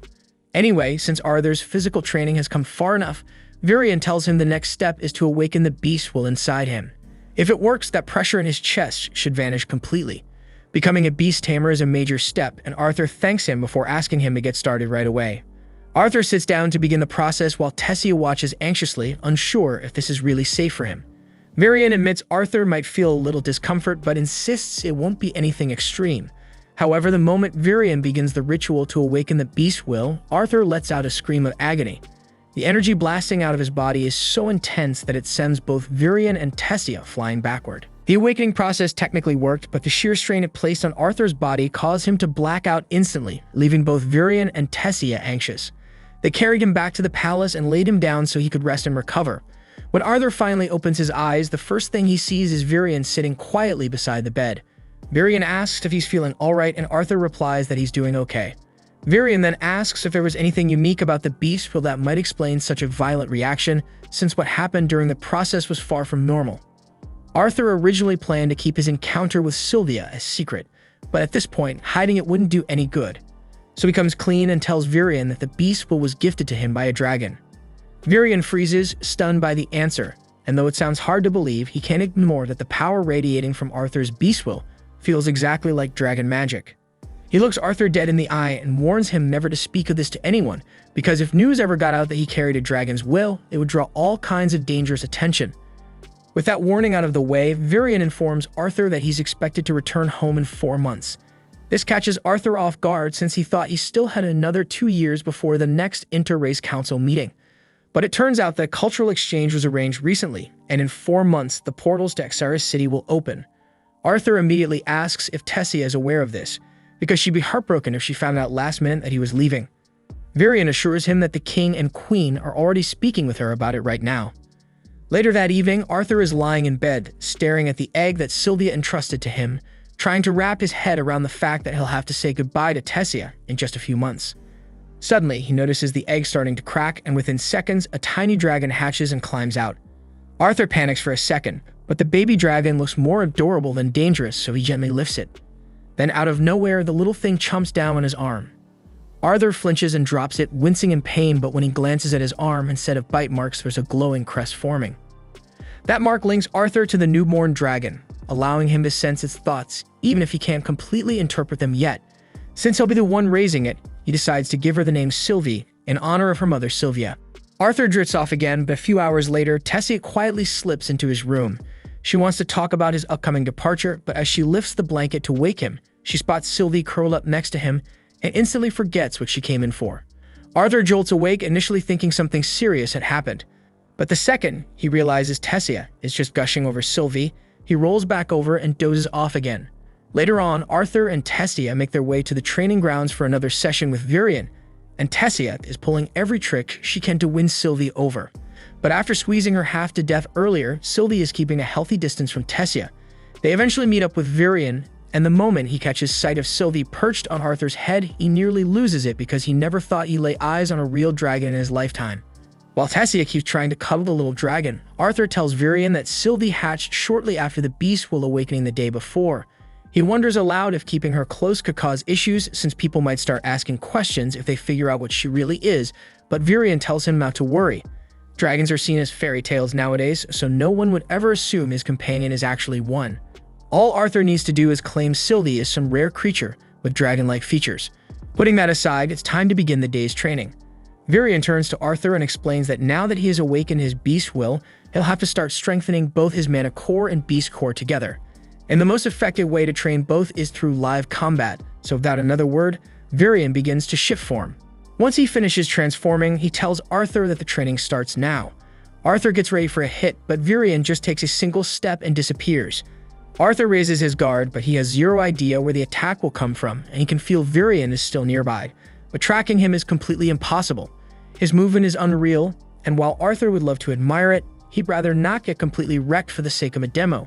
So he quickly throws his hands up in surrender. The moment he does, Varian materializes behind him. Arthur turns around and complains that fighting him is completely unfair.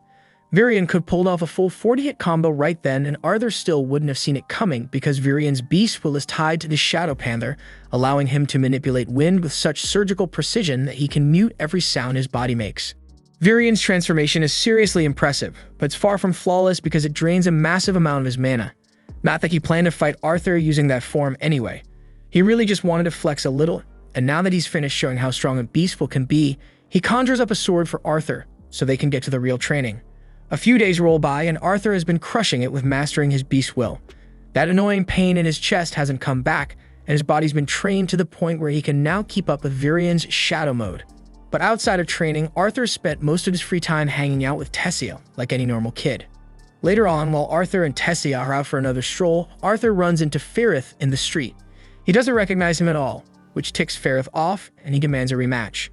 Obviously, that goes about how you'd expect, and a second later, Ferrith's on the ground while his buddies stand over him, wondering how he got folded so fast. Arthur still doesn't remember who this guy is, so Tessia reminds him that Ferrith's the same brat who challenged him to a duel years ago. Arthur remembers that day being a blast, so he reaches out to help Ferrith up as a gesture of peace, and Ferrith accepts, since he's over trying to fight Arthur now. Arthur asks Ferrith if he and his crew are going to be part of the upcoming cultural exchange, and Ferrith proudly confirms that he was selected thanks to his amazing skill. But the truth is, all the noble kids were automatically chosen to go. If that's the case, Arthur wonders if Tessia will be attending too, but apparently not. Ferrith says the royals don't want to risk their delicate little princess getting snatched again, which is fair, but Tessia is not having it. She clocks Ferrith in the face and accidentally launches him, knocking him out cold. The whole thing looks terrible, so Arthur quickly grabs her and bolts before a crowd forms. Once they're far enough away, Arthur scolds her because royalty can't just go around smacking civilians for no reason. But let's be real, because he's not exactly one to talk about violence given the life he used to live. Tessia doesn't really get why he's so upset anyway, since she's pretty sure Ferrith is still breathing. But with Arthur yelling at her like her dad, she calls him an old geezer and storms off crying. That night, Tessia is still holed up in her room, wiping her tears. Wanting to cheer her up, Arthur quietly sneaks over to her window and asks if she wants to take a walk in the woods. Tessia agrees, and while they're strolling beneath the trees, she asks if this is really okay. Arthur reassures her that if they run into any troublemakers out here, they're more than strong enough to handle it or run. Besides, the view under the stars makes the risk worth it. Arthur glances at her and asks if she's starting to doze off, and while Tessia's barely holding it together, she insists she's totally awake. Arthur says she can knock out if she wants to, but she reminds him that this might be her last chance to hang out with him like this, so she's not going to waste it sleeping. Still, she's so tired she starts imagining creatures peeking from the trees, and Arthur can't help but tease her for still being scared of spooky stories at her age. Tessia claims she's not afraid of ghosts, she's just shivering from the cold, that's all, and she throws more logs into the fire to warm up. Then she asks Arthur to tell her more about the human kingdom to help keep her awake, but Arthur admits he doesn't really know much. He's never actually been there. Tessia tells him she wishes he'd just stay here forever, and Arthur says he'd love to, but if he did, he'd never get to see his family again. He wants to keep the conversation going, but by the time he looks over, Tessia is fast asleep. So he settles down too, letting the night wind down. The day of Arthur's departure finally arrives, but before he goes, Gurion gives him a parting gift. It's a special compass, one that can always guide Arthur back to the Elf Kingdom if he ever decides to return. Arthur thanks him, but then notices something strange, that Tessia isn't there. He asks around, but no one's seen her. It turns out she couldn't bring herself to watch him leave. The portal is open now, and Arthur steps toward it. But before he can go through, he hears someone shouting his name, and it's Tessia. She's sprinting down the road, trying to reach him, but she trips halfway there. Arthur rushes over, kneels beside her, and holds out his hand. As she takes it, she starts talking a mile a minute, telling him he better not do anything reckless while he's away or she'll never forgive him. Arthur knows she's scared for him, so he pulls her into one last hug and quietly tells her he's really going to miss her. The next day, Arthur arrives in Cyrus City and he finally reunites with his family, and to his surprise, finds out he has a little sister now. Her name's Eleanor, and apparently Alice and Ray have been telling her stories about him for years, so she's beyond excited to finally meet her big brother. They all head inside, and the moment they sit down, Alice starts asking if Arthur's really okay. The last time they spoke, he told them he was sick, so she's understandably worried and wants to know if he actually got better. Arthur assures her that he's fine now and there's nothing to stress about. But he knows they deserve answers, so he sits them down and tells them everything he's been through since the day they got separated. Of course, he leaves out the parts about meeting Sylvia and receiving her beast will. Instead, he focuses on how he met Tessia and the time he spent in the Elf Kingdom getting treatment for his condition. Alice still looks concerned and asks him again if he's really okay, because if his sickness ever comes back, there's no way they could help him in a place like this. Arthur tells her not to worry, it won't come back. But since he can't tell them the truth about the beast will, he makes something up, saying his illness was caused by awakening his mana core too early, which made it unstable. Lying to his parents isn't something Arthur feels good about, but until he's strong enough to handle whatever danger might come from the truth, it's safer this way. That's when Rhys spots Sylvie and asks Arthur where he found her. So Arthur plays it cool and lies again by saying that he found Sylvie in a mana beast's cave and decided to take her in as his pet. Eleanor, meanwhile, instantly takes a liking to Sylvie, and the two seem to hit it off. But still, Rhys isn't done with his questions, so he stands up and asks Arthur what stage his mana core is at now. Alice quickly scolds him for trying to challenge Arthur when he's just come home from such a long trip, but Rhys doesn't see the harm in sizing up how much his son has grown. Arthur doesn't mind the question, but before he answers, he wants to know how Ray can afford such a fancy place. Rhys laughs and explains that he works his ass hard as a security instructor at the Helsey auction house, and that his mana core has reached the dark orange stage. Arthur is genuinely impressed because orange is a pretty high-level core, and the mana core rankings go from black all the way to white, with lighter colors signifying more powerful cores. Rei's always been a bit of an oddball when it comes to mentoring, so of course he spends a ton of time training his body, but who would have guessed he'd been leveling up his mana core too? He's clearly proud of himself, so he throws the question back at Arthur and asks what stage his mana core's at. Arthur tells him he's at the light red stage, and Rei immediately starts swearing when he realizes Arthur's just one breakthrough away from surpassing him. Unfortunately, he forgot Eleanor was in the room, and now she's running around dropping every swear word he just said like candy. Rei still can't wrap his head around the fact that Arthur's almost past him in strength, and there's no way he's letting that slide. He challenges Arthur to a sparring match in the garden right now. Arthur agrees without hesitation, but just before they can head out, the living room doors fly open and Vincent walks in, asking if Rei's kid is back yet. Rei introduces the man as Vincent Helsty, the guy who owns the auction house Rei works for, so yeah, basically Rei's boss. Vincent and his wife Tabitha are both excited to finally meet Arthur since they heard a ton about him. Arthur greets them politely and Vincent's already impressed, mostly because there's no way Arthur picked up those manners from Rei. Anyway, Vincent and Tabitha introduce their daughter Lilia, and at first she's kind of quiet around Arthur. But the second she sees Sylvie on his shoulder, she completely melts. She asks Arthur if it's okay to pet Sylvie, and once he says yes, she immediately starts snuggling her like she's the cutest thing she's ever seen. While she's busy cuddling the baby dragon, Rei leans in and reminds Arthur that technically Vincent owns the house, so they should probably ask before they end up wrecking anything. Vincent gets instantly nervous when Rei mentions wrecking, and his fears are confirmed the moment he finds out Rei and Arthur are planning to go head-to-head in the garden. Everyone moves outside to watch the match, but Vincent can't help asking if it's really okay for Arthur and Rei to fight. He's still struggling to believe that a kid Arthur's age has already reached the light red core stage. Alice, however, knows her son better than anyone and says that Arthur's always been a fast learner, and besides, it's not like he has any reason to lie. So Tabitha just tells Vincent to relax and enjoy the match. What no one knows, though, is that Arthur could have hit the orange stage years ago. But while he was training with his beast will, he wasn't allowed to touch his mana core at all. Still, he's more than ready to put on a show, because Arthur's got a few new tricks he's been dying to use. As soon as the match starts, Arthur and Rei go straight into trading blows, and Rei's immediately impressed by how much stronger Arthur has become. But he still has the upper hand when it comes to raw strength. After a few quick exchanges, distance opens up between them, and Rei grins as he says he's ready to crank things up. He covers his hand in flames and warns Arthur that he can still call it quits if he wants. In this world, every mage has an elemental type they're most compatible with, and for conjurers, manipulating that element is simple, but augmenters, not so much. That is, unless they hit a high enough level, and once they do, they can identify their elemental affinity and use it to enhance their physical attacks. Rei's fire-imbued strikes make him a lot tougher to deal with, so Arthur decides it's time to stop holding back. So he starts channeling mana straight into his arms.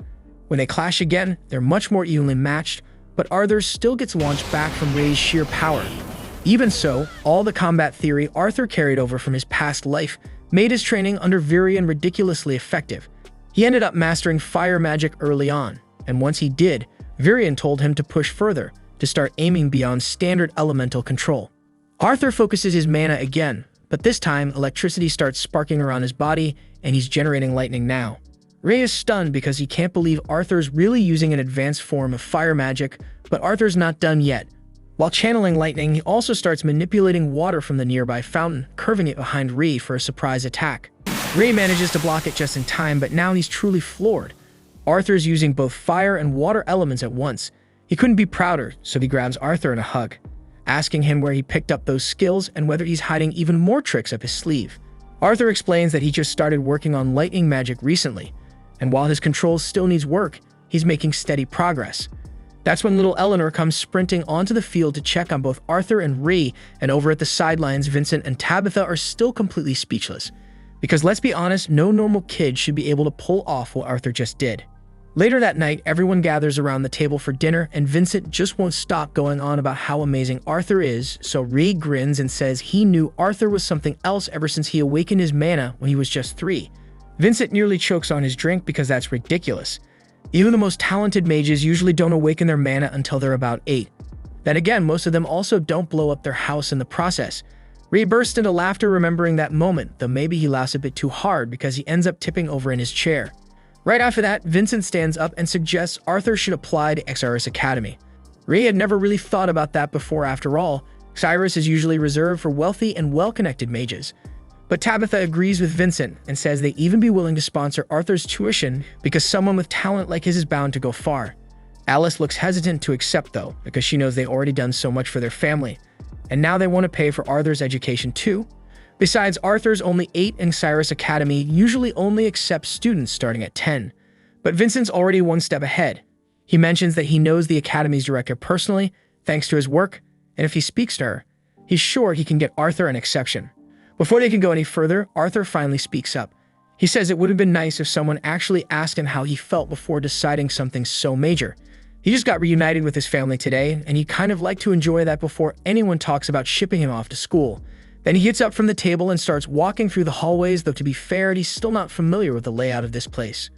A moment later, Lilia calls out to him and warns that if he keeps walking that way, he'll end up lost in the basement. She tells him to follow her instead, and Arthur doesn't have anything else to do right now, so he goes along. She leads him to one of the break rooms where all the house staff usually hang out. Everyone there greets Lilia right away since she visits often, and even though Arthur only just arrived today, they already know who he is, mainly because he scorched the garden earlier during his spar with Ray. Arthur apologizes for the trouble, but no one seems too bothered about it. Then Lilia asks Maria if there's any duck left over, and there is, but Maria warns her to watch how much she eats, teasing that she's starting to put on weight lately. Then one of the maids lets Arthur know that Lilia tends to come down here when she's feeling overwhelmed. Her parents have been putting a lot of pressure on her to awaken as a mage, so they've been pushing her through non-stop lessons. Lilia does want to become a mage herself, but all that pressure eventually builds up, and sometimes she just needs a moment to breathe. That evening, Arthur is spending some quiet time with his parents, and are still absolutely overjoyed to have their little boy back. He may look a lot different now compared to the last time they saw him, but deep down, he's still the same kid they raised. With Arthur's talent, it's pretty clear he's going to be an incredible mage someday, but even if he wasn't, they'd still love him just as much. They'd love to stay up and keep talking, but they're sure Arthur must be wiped out from everything, so they get up and tell him goodnight. But before they head out though, Ray stops and brings up what Vincent mentioned earlier. He knows it might have come off as a little pushy, but everything Vincent said was out of genuine concern for Arthur's future. And just to be clear, no one is going to force Arthur to go to the academy if it's not something he wants. The next day, Arthur wakes up and hurries downstairs because some familiar faces have shown up to visit. The Twin Horns crew found out Arthur was back, so they stopped by to see how he was doing. Arthur's happy to reunite with them, but Angela is even more pumped because she immediately pulls Arthur into a giant nice hug. And after Angela finally lets go, Arthur turns to greet the rest of the group. But then Jasmine walks up and starts running her hands over Arthur's body. Yeah, it might look weird to anyone watching, but she's just making sure there aren't any lasting injuries. Once she confirms he's fine, she pulls him into a small, nice hug and says sorry for everything that happened. She's still upset that she couldn't protect him the day he got separated from the group, so seeing him alive and well is a massive relief. Not long after, everyone settles in and starts catching up. Arthur's surprised to hear that the Twin Horns spent some time out in the city of Atiston. They landed a pretty solid contract out there, but had to come back to the capital for another job. Listening to their stories makes Arthur realize just how little he knows about the kingdom of Sapin, let alone the rest of Dicathan. Becoming an adventurer sounds like an exciting way to see the world, but that also means leaving his family behind again, and he's not so sure he's willing to do that again. A few days passes, and we see Arthur in his room working on mastering his beast will, and that's when he discovers something wild, which lets him pause time, but problem is that he can only freeze things for a few seconds, and every time he does it, he's completely wiped out. He starts questioning whether pushing himself this hard for a power he doesn't even fully understand is worth it, but then he remembers exactly why he's doing this, to protect the people he loves. That's all the reason he needs, so he keeps grinding. Though before anything else, he notices Sylvie smells absolutely awful, so he grabs her and heads to the bath. She's not a fan of getting washed, but Arthur's not about to let her stink up this beautiful place. Speaking of the mansion, with how massive and high-end the Helsty estate is, Arthur figures their auction house must be raking it in. Still, he doesn't know much about how they operate. After he finally finishes giving Sylvie a good scrub, he's drying her off on his bed when his family walks in and reminds him that he could use a wash too. While he never really cared about his looks during his time in the Elf Kingdom, that changes real quick when his mom drags him off to her favorite salon. The hairdresser swears he'll make him look amazing, and honestly, he doesn't look much different afterward, just a bit of a trim, but everyone insists he looks way cooler now. Arthur's kind of puzzled why they're suddenly so invested in his looks, but then Tabitha explains she's planning to show him their auction house. Since it's such a high-profile place where even royals drop by, They couldn't have him walking in with a hairstyle that screams Jungle Boy. Since they're already in Cyrus City, she offers to show him around town, and Eleanor chimes in saying she wants to go too so she can spend more time with her big brother. Lilia feels a little left out because before Arthur came back, Eleanor used to hang out with her all the time. Still, she wants to be around Arthur too, so she doesn't make a big deal out of it. They all end up spending the day together, laughing and playing a game of ring toss near a statue.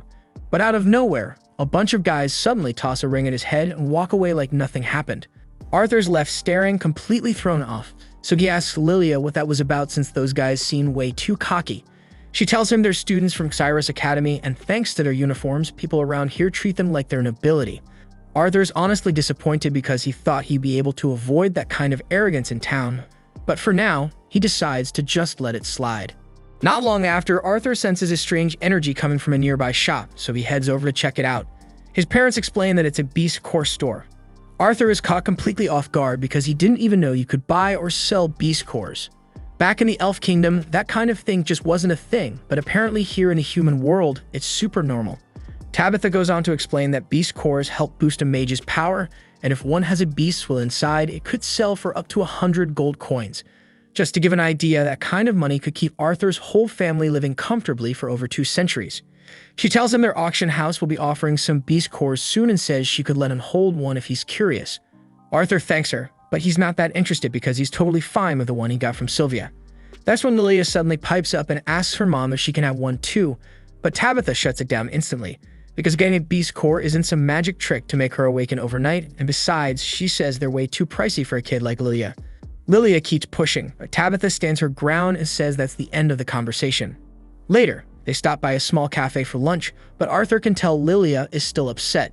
From what was said earlier, it's clear Tabitha wants Lilia to take her time with awakening, but something's bugging Lilia because she seems like she's in a hurry for a reason. Arthur's about to ask what's going on, but then he looks around and realizes Lilia's not even there anymore. And even though she was sitting right next to her mom, Tabitha doesn't seem the least bit concerned when her daughter just wandered off down a shady alleyway. Arthur gets up and follows her trail, eventually finding her inside a magic shop. She's staring at one of the cheaper beast cores on display. With her own pocket money, she could probably afford that one. But Arthur steps in and asks if she's really sure about this, because just getting a beast core doesn't mean she'll suddenly be able to cast magic.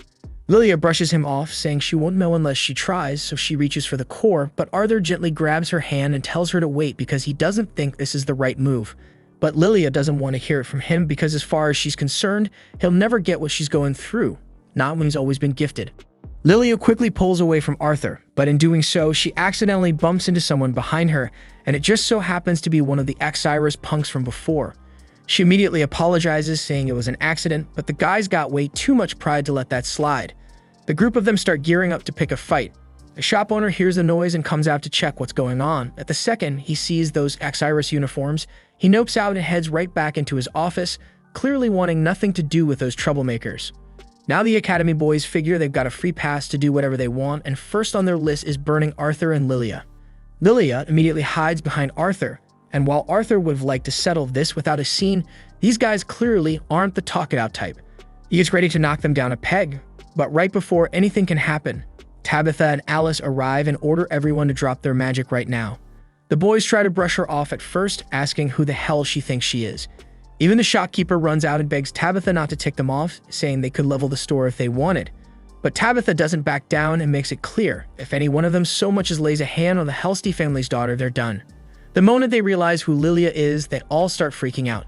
The Helsty family is one of the Academy's biggest donors, so if the director hears about this, they're out for good. They scramble to leave, not daring to cause more problems, but one of them still manages to throw a final insult, calling Lilia a worthless, spoiled brat before storming off. Everyone heads back home, and when they get there, they explain everything to Vincent. He's stunned to hear that Arthur and Lilia almost ended up in a full-on fight with Academy students, but he's relieved Tabitha stepped in, because knowing Arthur, there's a good chance he would have gone too far and seriously hurt them. Lilia quietly apologizes for the mess, but Vincent tells her it's okay. She didn't do anything wrong, and with how much he's donated to the Academy, this won't hurt her chances of getting in. He even adds that Arthur doesn't have to worry either, but Lilia immediately takes it the wrong way, thinking that her dad wants Arthur to take her place instead. Her parents try to explain that's not what they meant, but she's so overwhelmed by her own doubts that she believes they see her as a disappointment. She yells that she hates both of them and takes off, leaving everyone completely stunned. After a few hours, when it's time for dinner, Arthur heads up to get Lilia, but her room's empty. When she was little, Vincent would always share stories about the academy, so Lilia had been looking forward to it for as long as she could remember. That excitement eventually turned into impatience, but she couldn't apply until her mana awakened, and it's been taking longer than anyone expected. Her parents kept telling her not to stress over it, but once she saw Arthur mastering magic at such a young age, she couldn't help but feel like she was falling behind. Arthur finally tracks her down in the staff break room, sitting quietly. He wants to say something that'll lift her up, but the last thing he wants is to sound condescending, so for a second, he hesitates. But before he even says a word, Lilia beats him to it and apologizes for being jealous. After he showed off his power, her dad started giving him all this attention, and even though she doesn't blame him, it still hurts, because she feels like she's the problem, like she's the one who fell short. Arthur gets it because he knows exactly what it's like to wrestle with that kind of doubt, so he grabs her cheeks and tells her straight up that she's not a disappointment. He's seen how hard she's been working, and he knows her parents see it too. They're proud of her, and some overpowered freak like him isn't going to change that. Lilia lets out a laugh, realizing how ridiculous she's been acting. Her dad just wants her to become a mage so she can be happy. That's why he's been pouring money into making sure she gets into the academy. She gets that her parents don't want her to burn herself out, but the more Vincent does for her behind the scenes, the more it makes her look like some pampered rich kid in everyone else's eyes. Arthur gets where she's coming from, so he offers to help. He asks her if she really wants to use magic, because if she does, he knows a way to speed things up. Later that evening, Arthur tells Lilia's parents that she's left the house and they're caught off guard. They immediately ask what happened, so Arthur explains that he sent her off to train to help her awaken her magic. And just in case they're worried, he assures them that the people she's with are trustworthy and kind. Still, Vincent and Tabitha demand to know why he'd do something like that without talking to them first. Arthur says it wasn't his decision alone. Lilia wanted it that way. If she'd had to say goodbye face to face, her nerves might have gotten the better of her. But she didn't leave without a word. She wrote them a letter, and Arthur hands it over to worried Dad. The letter says Lilia always felt like a failure for not being able to use magic, but no matter how long it takes, she's going to keep training until she becomes an incredible mage. Until that day comes, she won't come home, so she asks her parents to stay safe while she's gone. Hearing that, Vincent drops his knees, crushed because deep down he knows this is his fault. He's the one who drilled it into her that becoming a mage was the only way to be happy. But the truth is, magic or not, she's his daughter, and he could never see her as worthless. Right after he says that out loud, Arthur turns and calls Lilia to come out, and to Vincent's complete shock, she walks in from behind the door. She'd been there the whole time. Confused, Vincent asks what's going on, and Arthur steps in to explain. He starts by saying sorry for tricking them, and he knows how terrifying it must have felt to think Lilia ran away, and he truly regrets scaring them like that. But he did it to help Lilia see something that her parents would love her no matter what, even if she never learns to use magic. Vincent hears him out, and instead of getting mad, he realizes how blind he's been all this time. So he walks over to Ray and Alice and apologizes for trying to push Arthur straight into the academy the moment he came back. Then he turns to Lilia and tells her he's sorry for making her feel like she had to be a mage. He says she doesn't need to go to the academy. She doesn't need to become anything she doesn't want to be, she just needs to be happy, and that's all that matters. Lilia is grateful, but she explains that she still wants to enroll. Even if it takes a couple more years for her mana to awaken, she wants to get there on her own terms. She wants to become a mage, not just for herself, but to use her powers to help others feel joy. Arthur hears that, and if that's what she really wants, he promises to help her awaken her mana. Since he's doing it for Lilia, Arthur figures he might as well help Eleanor too. So the two of them sit in the middle of the room ready to start. He tells them to take a few deep breaths, hold, and slowly breathe out with their eyes closed just to try and feel the mana inside them. Eleanor locks onto hers almost instantly, but Lilia is struggling to find hers. She starts doubting herself, wondering if maybe she just doesn't have what it takes, but Arthur tells her to keep going. He then places a hand on each of their backs and warns them that he's about to trigger their mana, and they might feel a little warmth. Once the process kicks in, glowing lights start to appear in Lilia's vision, and just like that, her mana awakens at last, and her face lights up with pure happiness. Later that evening, Arthur and his family receive an invitation to the Helsey auction house, and they are blown away by how grand and elegant the place appears. Alice feels a bit anxious, doubting whether she fits into an event this luxurious. But Tabitha reassures her everything's fine and encourages her to just relax and enjoy the evening. Tonight's auction is something adventurers and nobles alike have eagerly awaited, as it's a rare opportunity to acquire exclusive items that Vincent personally collected. Among the impressive items available are magical beast cores and precious foreign statues, so security at the event is incredibly strict, and Ray, of course, is overseeing the entire guard force. Once the auction kicks off, Vincent walks confidently onto the stage and announces the presence of special guests tonight. The esteemed royal family of the Kingdom of Sapin, King Blaine Glader, Queen Priscilla, and their kids, Prince Curtis and Princess Kathleen. Cheers erupt from the crowd at the royal family's introduction, leading Arthur to conclude they must indeed be great rulers if the people adore them this much. With royalty in attendance, Ray and the security team are especially vigilant, determined to ensure nothing disrupts the proceedings. At the same time, inside the hall, Vincent opens the bidding with the very first item, a blade meticulously crafted by a renowned artisan, enchanted to channel mana and produce electricity at its tip. The bidding for the sword starts at 50 gold coins, but immediately, an eager participant increases the bid to 51 gold coins. As bidders compete fiercely, Arthur quietly considers if he might also infuse an elemental power into a weapon suited for it. That's when he spots Vincent introducing a pair of mysterious masks that catch his attention, but just as he focuses on them, he realizes Sylvie is nowhere to be found. Initially assuming she might be playing with Lilia or Eleanor, he spots the two girls sleeping nearby and becomes concerned, getting up quickly to search for Sylvie. At the same time, Sylvie wanders leisurely through the auction house corridors like she owns the place until suddenly she's intercepted by the mage accompanying the royal family. Meanwhile, on the stage, Vincent introduces the next coveted auction item, announcing it as an A-rank lion cub. Immediately upon seeing it, Prince Curtis turns excitedly to his father, declaring he wants it. As soon as bidding commences, the king decisively offers 1,000 gold coins right away, and naturally, no one dares to outbid the king, and the lion cub swiftly goes to him without any resistance. The king then walks up onto the stage to claim the cub, prompting Vincent to ask him what he intends to do with such a rare beast. The king explains he might tame the lion himself, but since Curtis expressed a desire to become a beast tamer, he'll give it to his son instead. At that very moment, Arthur is still busy tracking down Sylvie when he suddenly hears her let out a loud scream from down the corridor.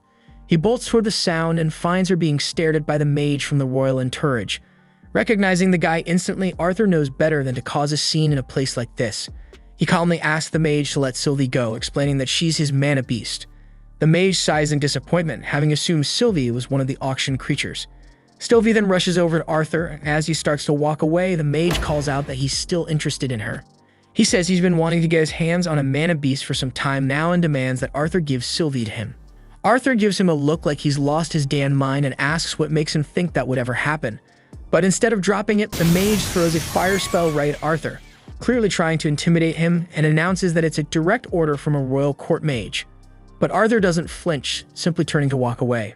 That only pisses the mage off more, so he threatens Arthur's parents next, and while Arthur can put up with threats directed at himself, bringing his family into it is something he won't tolerate, so he turns back slowly and dares him to repeat it. But in that moment, as Arthur releases an overwhelming surge of killing intent, he forgets one crucial thing. They're still inside Vincent's auction house. The sheer pressure of his aura explodes outward, and every window in the building shatters on the spot. Those with mana like the king manage to endure it, but anyone without, including Vincent, collapses from the pressure. The king rushes to check on Vincent while the royal guards quickly form a protective circle around him, believing an assassin must be nearby. The king tells them to focus on crowd safety and finding whoever's responsible. Arthur finally realizes the magnitude of what he just did. While he may have succeeded in scaring the royal mage half to death, he's now stirred up a massive storm. He suppresses his aura, but the chaos has already begun. No one knows what's really happening, so Ray gives the order to clear out the entire venue until the situation is under control. Following the evacuation, the king calls for a private meeting with Ray. He wants to confront him about his failure to capture the one behind the outburst. Ray bows his head and offers a sincere apology, but the king, with a stone face, tells him there must still be consequences. Ray is prepared to accept whatever sentence the king decides, but before King Blaine can say anything, the royal mage interrupts and suggests the king go easy on Ray since no lives were lost. Of course, he doesn't say this out of kindness because he follows it up by pointing out how impressive Arthur's mana beast looks. That's when the king introduces the guy as Sebastian, a mage tasked with protecting the royal family. Apparently, Sebastian has saved the king's life more times than anyone can count, so he holds the guy in high regard. Now that Sebastian has expressed interest in Arthur's beast, the king turns to Ray and asks if he'd consider handing Sylvie over as a gesture of thanks for Sebastian's leniency. Arthur is about to object, but Alice quickly stops him because interrupting a royal is no small offense. Ray then replies respectfully, saying he can't comply with the king's request because Arthur bonded with Sylvie on his own, so that bond isn't his to sever. So the king directs the same request to Arthur himself, asking whether he'd be willing to part with Sylvie and give her to Sebastian. Arthur gives a firm but polite no because nothing in the world could replace Sylvie. Trying a different approach, the king then offers to trade the world lion cub he just bought at the auction. He argues that although Sylvie is clearly rare, a lion of that caliber should be worth even more. But Arthur refuses again, stating that Sylvie isn't something he'd ever trade, sell, or give away no matter what was offered. Now the king's tone begins to shift, his patience wearing thin. He reminds Arthur that he's already asked him twice, and a monarch shouldn't have to repeat a request more than once. For the third and final time, the king insists that Arthur surrender his mana beast. But at this point, Arthur has had enough of this shit, so he stands up and calmly asks the king if he would be willing to sell his own children. The room goes silent. The king is so stunned he's completely speechless, and Arthur presses further.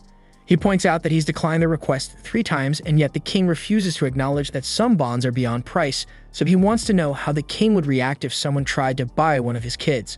The royal guards don't take kindly to the remark and rush in to subdue Arthur for his insolence. But Arthur takes both of them out with a single punch each effortlessly. Sebastian watches the scene unfold and calls the knights pathetic, disgusted that they failed to handle one boy. Still determined to get Sylvie, he casts a deadly fire spell with the intent of killing Arthur on the spot, but Arthur activates his static world technique, and in an instant, time grinds to a halt for everyone besides Sebastian. Sebastian looks around in shock, trying to figure out why everyone suddenly froze, but Arthur calmly explains that nobody can hear a thing he's saying right now. Then Arthur begins slowly walking toward him. Sebastian tries to warn him off, claiming Arthur doesn't stand a chance against a royal mage, but Arthur answers that by snapping Sebastian's leg without a word. Sebastian cries out for help, but Arthur tells him nobody's coming, so he better listen carefully while he still has working ears. Arthur leans in and warns him to stay in his lane and think twice before threatening the wrong person, because next time it won't end with just a broken leg. A few seconds later, the static world effect wears off. Time resumes like nothing happened, and Arthur immediately blacks out from the strain. Sometime later, Arthur wakes up in his bed, his head pounding like hell, but at least he's not chained up in a cell. He realizes that using static world might have been a little too much. He really did manage to freeze time briefly, but the backlash hit his body like a truck. Just then, Alice enters the room to check on him, and she's visibly relieved to see him conscious again. Arthur asks her what happened after he passed out, and Alice tells him that the moment he collapsed, everyone panicked. She rushed to help and started treating him right away, but even then, it took a while before he finally stabilized. Now that he's up and talking again, Alice asks if he wants to tag along with her for a shopping trip.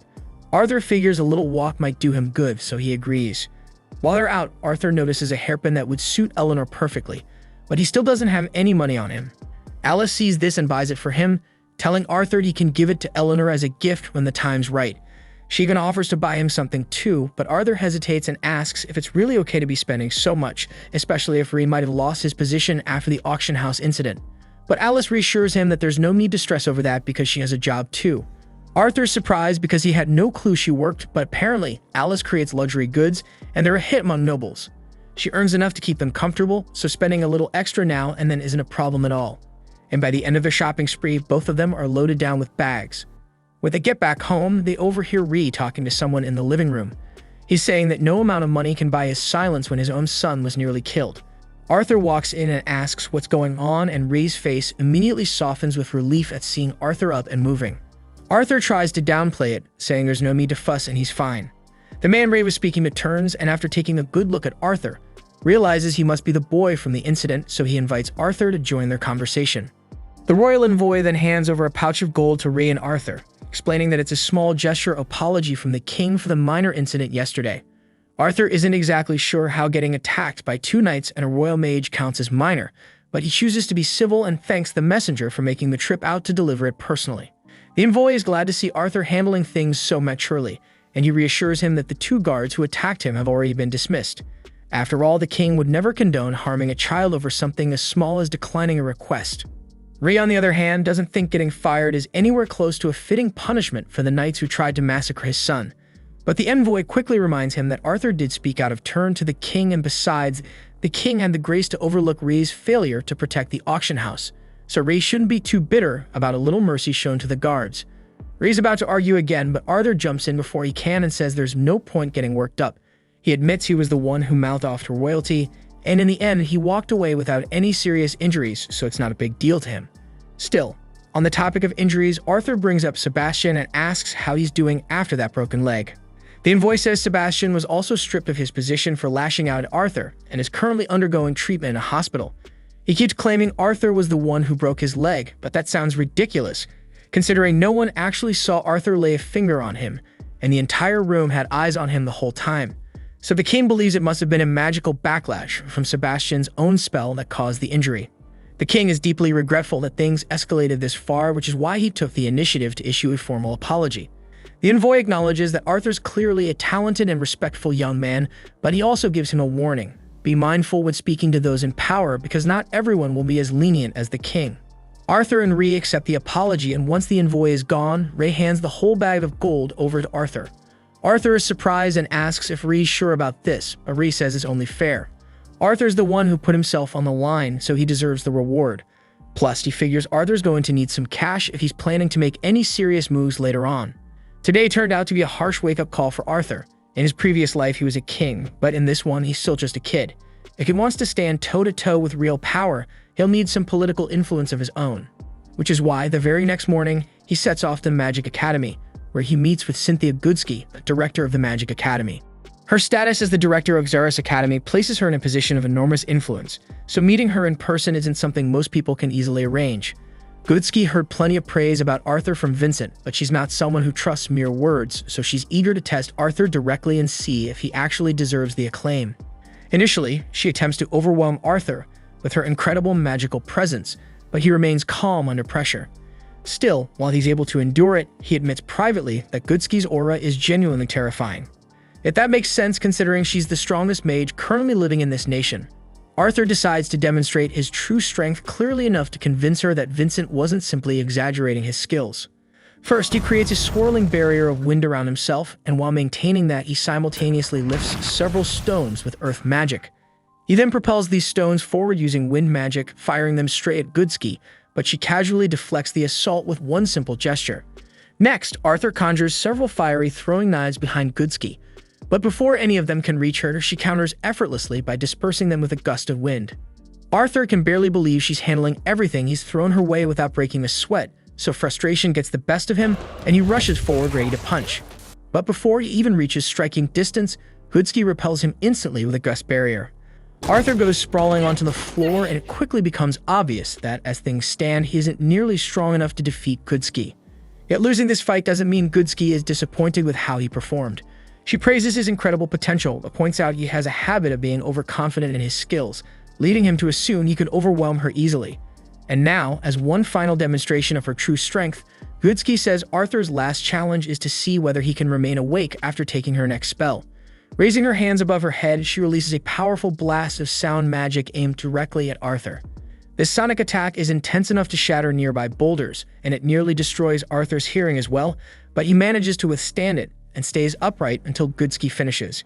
She finds herself thoroughly impressed by Arthur's determination, which makes her all the more eager to accept him as her apprentice. But Arthur mentions a few requirements he once clearly understood first. His entire reason for meeting Goodsky is because she holds power and resources he requires, and everything he's doing is solely to ensure the safety of his friends and family. He makes it clear that if Goodsky guarantees to help protect his loved ones, he'll gladly join the academy and officially study under her guidance. Goodsky is honestly stunned by how bold Arthur is, since the whole arrangement seems totally one-sided in his favor, but Arthur figures he's worth the trade. And really, Goodsky can't say he's wrong because students like him don't show up often. She's just about to accept his conditions when Arthur tosses in one more.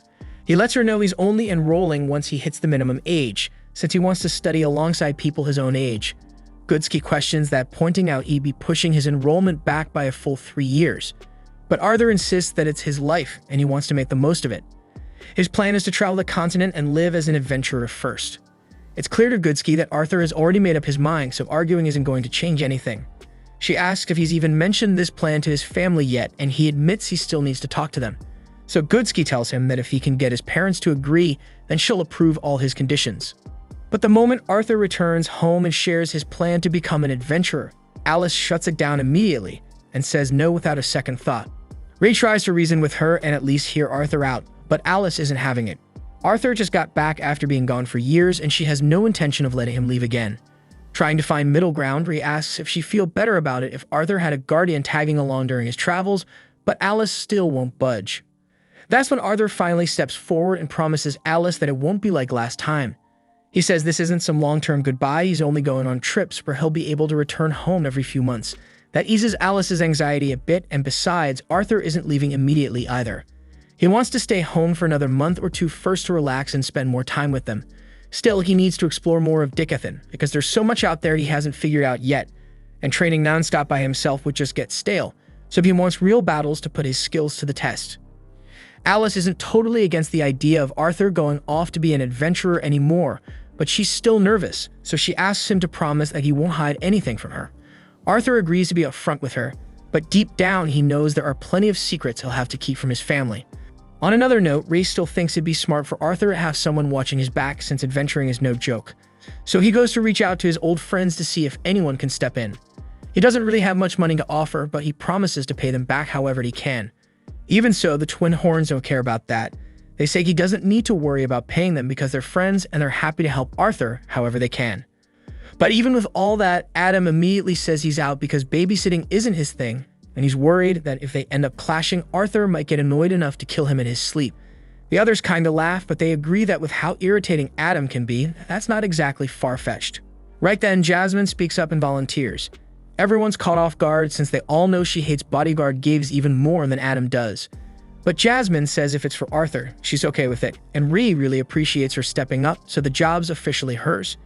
She's an odd mentor like Arthur, recently hit the light orange rank, and she already gets along with him, so she's probably the best choice for something like this. Now that the Guardian situation's taken care of, Arthur asks Ree if he can stop by the auction house since he still needs a sword for the adventurer exam. Ree doesn't mind and sends a request over to Vincent to set things up. The following day, Arthur meets up with Vincent and explains that he needs a weapon for the admissions trial. Vincent tells him to take his time and look through whatever he wants. There's a massive variety in stock, so going through all the swords is going to take a while. By the time dinner rolls around, Arthur still hasn't come back. Alice is starting to get anxious and thinks about going to look for him, but Ree tells her that picking the right sword takes time, so it's better to just wait and let Arthur handle it. At the same time, Arthur is still stuck, overwhelmed by all the choices in front of him.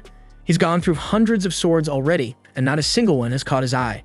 Since most fighters around here are augmenters, the collection is stacked with bulky two-handers or oversized one-handed swords. But with Arthur's smaller frame, none of those are even practical.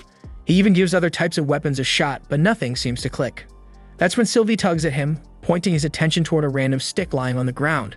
Arthur doesn't understand what's so special about it, but he humors her and picks it up, only to notice right away that it's way heavier than it looks. The balance feels completely off too, like it's hiding a blade inside.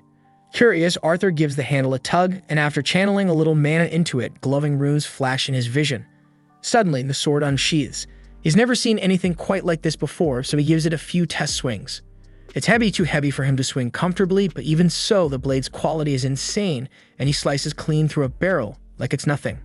While he's still messing around with it, the sword gives him a little shock and he drops it by accident. But when he picks it back up, something's different. The balance is perfect now, and its shape feels like it was custom-made for him. Arthur's a bit thrown by how the weapon just adjusted to him like that. Back when he was King Gray, he handled countless legendary swords, but none that ever adapted to him so precisely. He tries another swing, this time at his second barrel, and it shatters in one clean strike. Just then, Vincent, Ray, and Jameson show up since Arthur's been gone way too long and dinner's getting cold.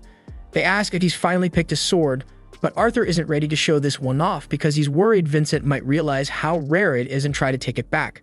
So instead, he snatches some random blade off the rack and says he'll go with this one.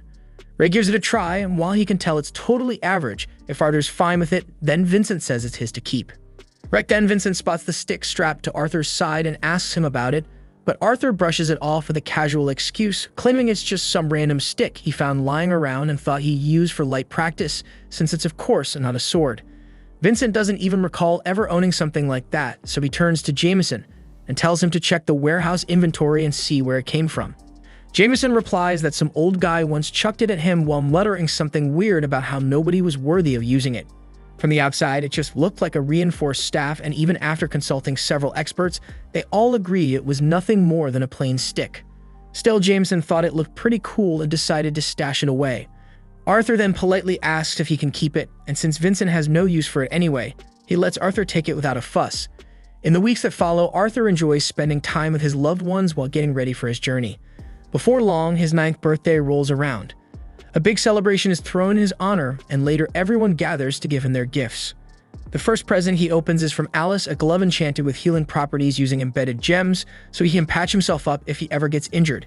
Vincent goes next, handing over a matching pair of rings and telling Arthur they're for his mom's peace of mind, as the gem on her ring will light up if Arthur is ever in serious danger, allowing them to send help right away. The last one comes from Adam. It's a voice scroll that can transmit messages, so Arthur can use it to send updates, and Alice will be able to respond. Arthur thanks everyone for the thoughtful gifts, and since he's officially setting off tomorrow, he tells them how much he appreciates all they've done for him. Alice then begs him to take care while he's out there, and she couldn't care less if he gets famous or rich, because what matters is that he comes back safe. That evening, Arthur finishes packing his gear, and even though it hurts to leave his family again, he knows this is something he has to do to grow. So if he wants to protect the people he loves, he has to get stronger, and that means stepping out into the world and gaining real experience. Once he's all set, he heads downstairs where everyone is waiting to say goodbye. Reed reminds him not to get cocky just because he's strong, but he also tells him that while he's out there chasing his goals, they'll be cheering him on back home. Jasmine starts off by taking Arthur to the Adventurers Guild so he can get registered, and he shows up wearing a mask, not just to look cool and mysterious, but also to keep his identity under wraps so the royal family doesn't start poking around in his business. The receptionist then brings them straight to the office of Guild Master Caspian, who greets Jasmine with a big smile since she's not just some random A rank, she's got weight in this place. When Caspian finds out she wants Arthur to take the rank assessment, he says most people have to go through a few extra tests before that. Then he leans in close to Jasmine and whispers that since she's from a noble family, and he's on good terms with her dad, he'll bend the rules and let her partner skip straight to the exam. Caspian turns to Arthur next and tells him he doesn't have to use his real name when registering at the guild. He asks what name he should use, and Arthur decides to go with Note as his alias. The moment Arthur shakes his hand, he immediately picks up on how strong Caspian actually is, way stronger than he looks, especially for someone with that soft appearance. After that, Caspian walks them to the battle arena, which also doubles as the test site. Inside, a young magician is already mid-test, and she ends up getting a C rank. She clearly has good firepower, but her defense is lacking. Jasmine comments that the girl probably has strong potential anyway, since pulling off a C rank at her age isn't exactly easy. Then the next guy steps up, but he doesn't even have to spar, he just walks up and gets handed a B rank on the spot, and the whole crowd's left speechless. Arthur glances at Jasmine and asks what just happened, but even she has no clue. After that, some arrogant kid named Lucas steps up, demanding that the examiners skip his match and just hand over the A rank already. The examiner tells him he's not exactly wrong, his mana core is already at light orange stage, and he's only 11. That stuns everyone, but Arthur gets a better look and realizes Lucas is actually an elf.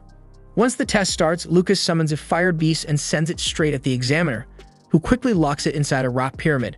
Lucas jumps right on top of it and slams his staff down, triggering a big spell that sends fireballs raining over the whole arena before the fight's even fully underway.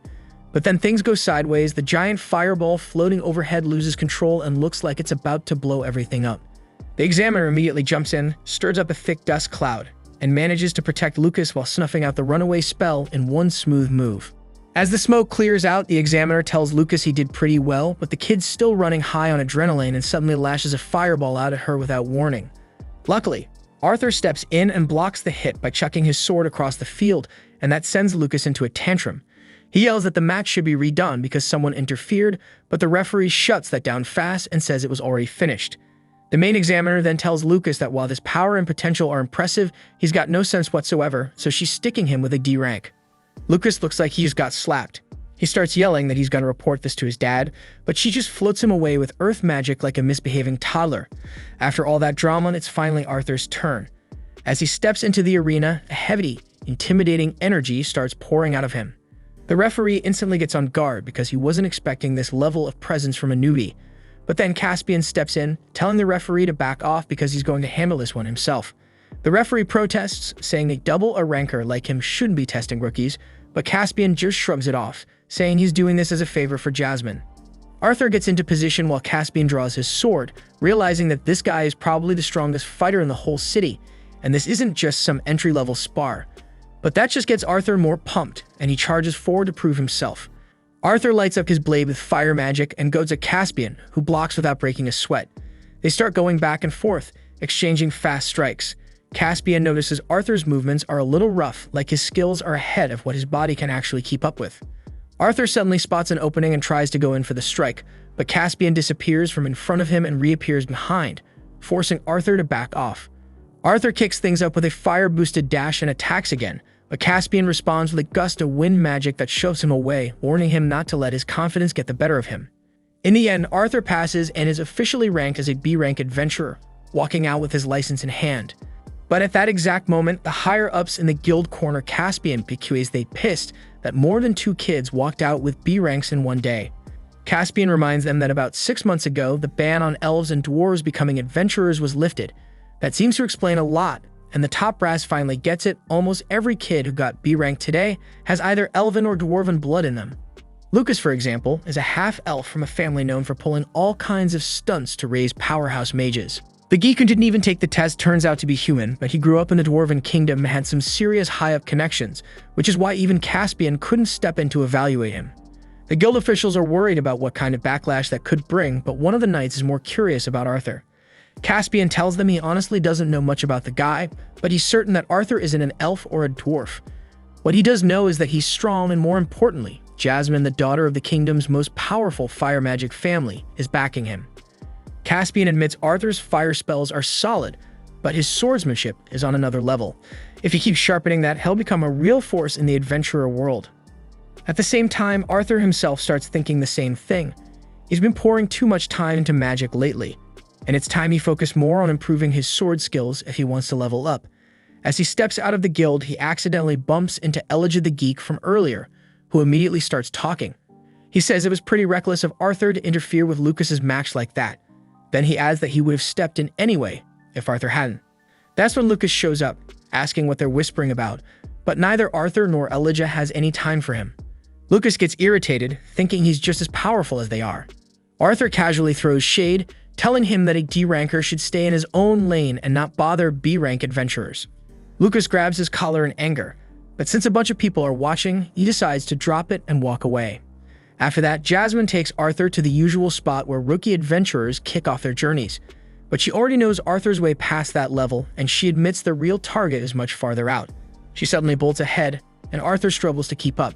He's caught off guard by how fast Jasmine can run, so this is the second time today someone has thrown him off. Earlier during the test, he underestimated Caspian a bit, and now he's starting to feel like he's slipping.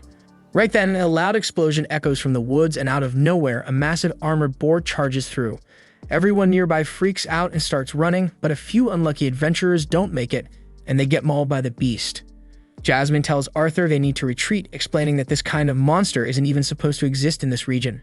Just a bit further down the path, they come across a wounded group of merchants lying beside a busted-up cage. Jasmine figures out that the boar was probably being transported somewhere, but it must have broken loose. All of a sudden, the boar crashes into their location and charges right at them. Arthur and Jasmine avoid the attack, but then the beast whips out its long tongue like a spear. They avoid that too, and Jasmine rushes in to counter, landing a hit that barely leaves a scratch. Then out of nowhere, the boar charges the tree she's leaning against, and she has to jump away without even getting a chance to steady herself. So Arthur quickly uses wind magic to close the gap and pull her out of danger just in time. At the same time, the boar sets its sights on the wounded adventurers nearby, and Jasmine jumps in to shield them. Arthur wants to help right away, but something inside tells him not to rush in and to handle this the right way. He forces himself to stay calm, waiting for the right moment. Just as the boar charges at Jasmine again, ignoring everything else around it, Arthur bolts forward using wind magic. He coats his blade in fire, drives it into the boar's body to stop it cold, and then follows up with a flurry of hard-hitting strikes until it finally goes down. Later on, while the adventurers haul the boar's corpse away, Jasmine scolds Arthur for acting too calm during the fight, and he doesn't even get why she's upset this time. That night, while they're camped out by the fire, Jasmine finally opens up and says she became an adventurer to escape her home. Her family's full of famous fire mages, and they're all super proud of that legacy. She awakened her mana core before any of her siblings, and her parents thought she was going to be the best of them. But when it turned out she couldn't use fire magic, they branded her a failure, a shame to the family, and that crushed her. Arthur's pissed the moment she says that, telling her that no element is better than another, and it's all about how you use it. Jasmine laughs when she sees how fired up he gets and says she never thought he'd lose his temper over something like this. Arthur's a little flustered, but the truth is, in his past life, people used to call him worthless too. He just worked his ass off to prove him wrong. Then Jasmine tells him that she used to charge into fights without thinking too, just like he did today. But back then, her teammates chewed her out for it. They taught her to rely on others more to fight as a team, and they helped her grow into someone better. After that, Jasmine dozes off while Arthur stays up to keep watch. He starts thinking about whether he can really change too. He thinks about all the people in his life he wants to protect and promises himself that he'll do whatever it takes, change as much as he needs to make sure he can keep them secure. Arthur and Jasmine move out side by side, kicking off their assignment together.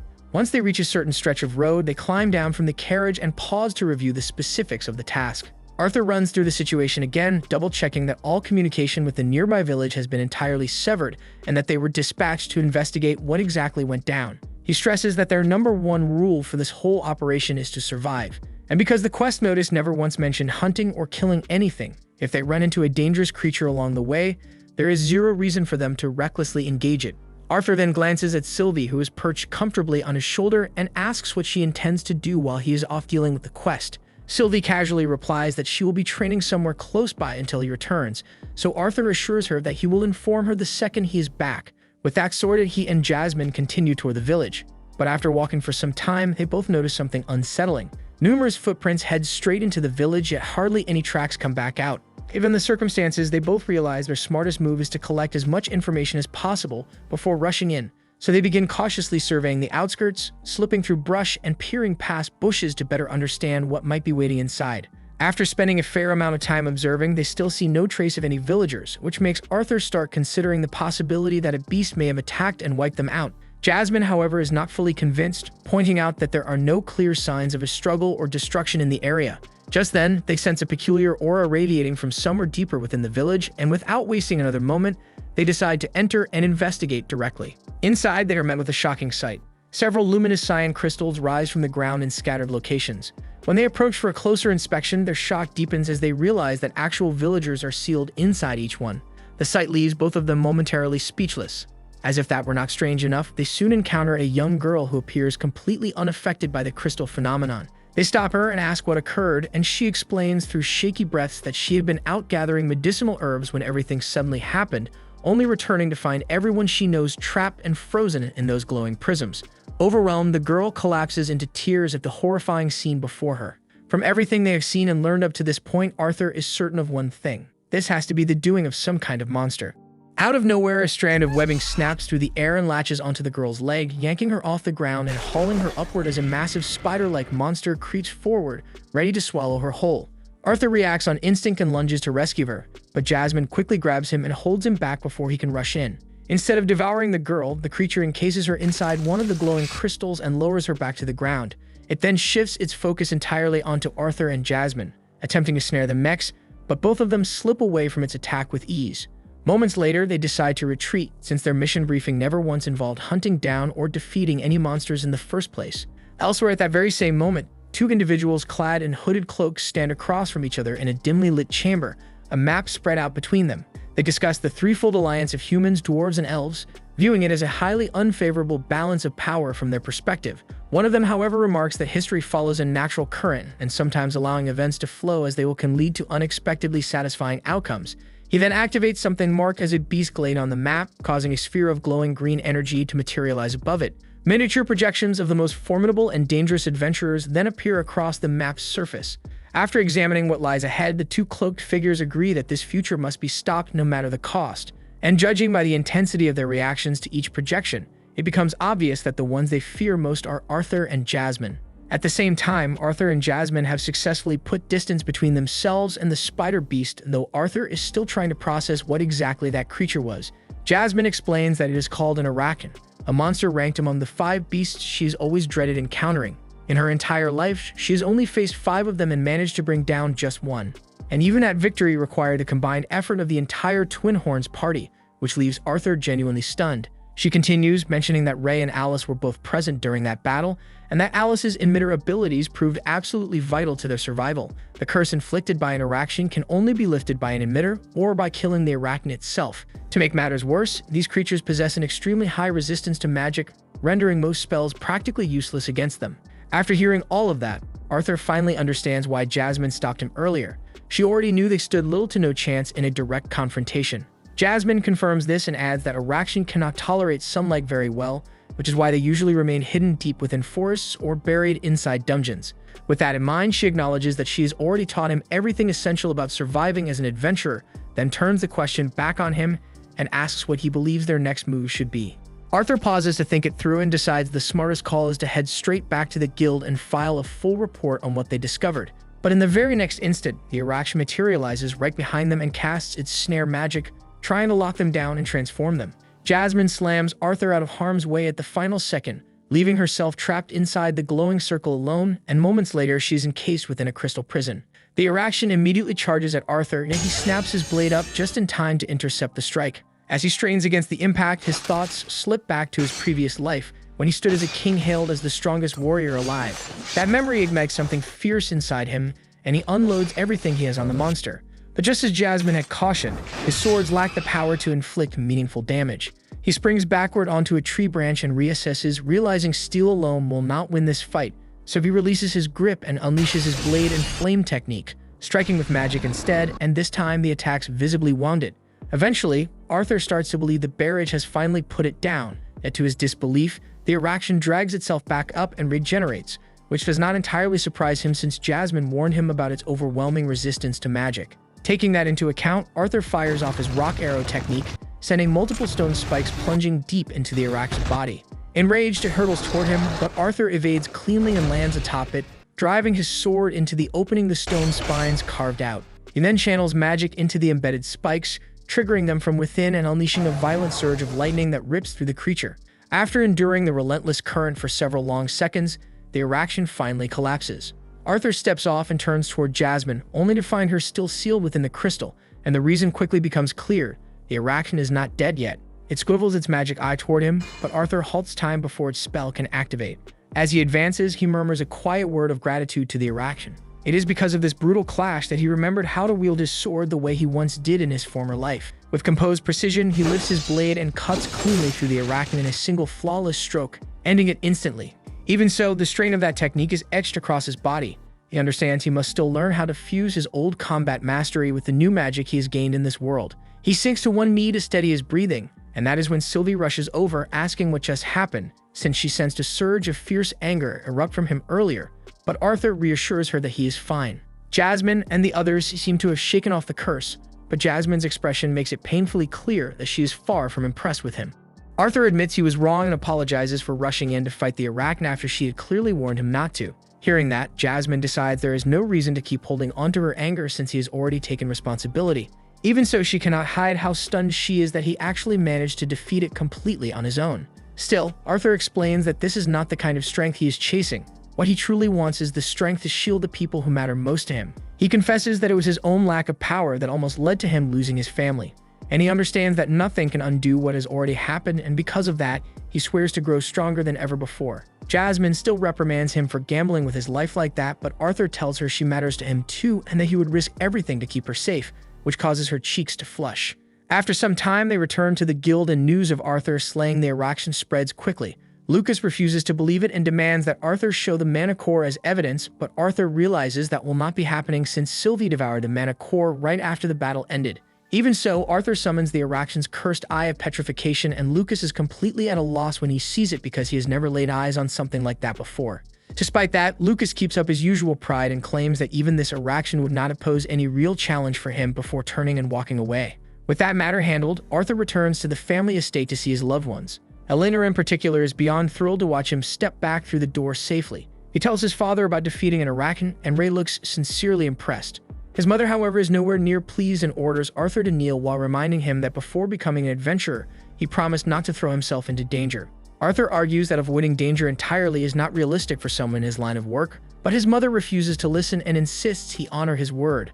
Ray does not make too much of a fuss and simply advises Arthur to follow Jasmine's guidance from now on. Jasmine reassures him that she has already reported everything properly to the guild. Ray then gently tells Alice to stop crying and try to smile because the most important thing is that Arthur came home alive. Alice steadies herself and tells Arthur never to make her worry like that again.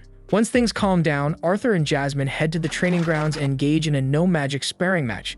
They trade blows with their batons for quite some time and seem perfectly matched the entire session. When it ends, they bow respectfully and thank each other for the bout. Arthur then lifts his gaze to the sky and lets his thoughts drift, wondering what Tessia might be doing at this moment. And then we see that Tessia and her group are sprinting for their lives as a massive boulder barrels after them. This was the end of episode 1 of season 2 of this anime. Subscribe so you don't miss the next episode.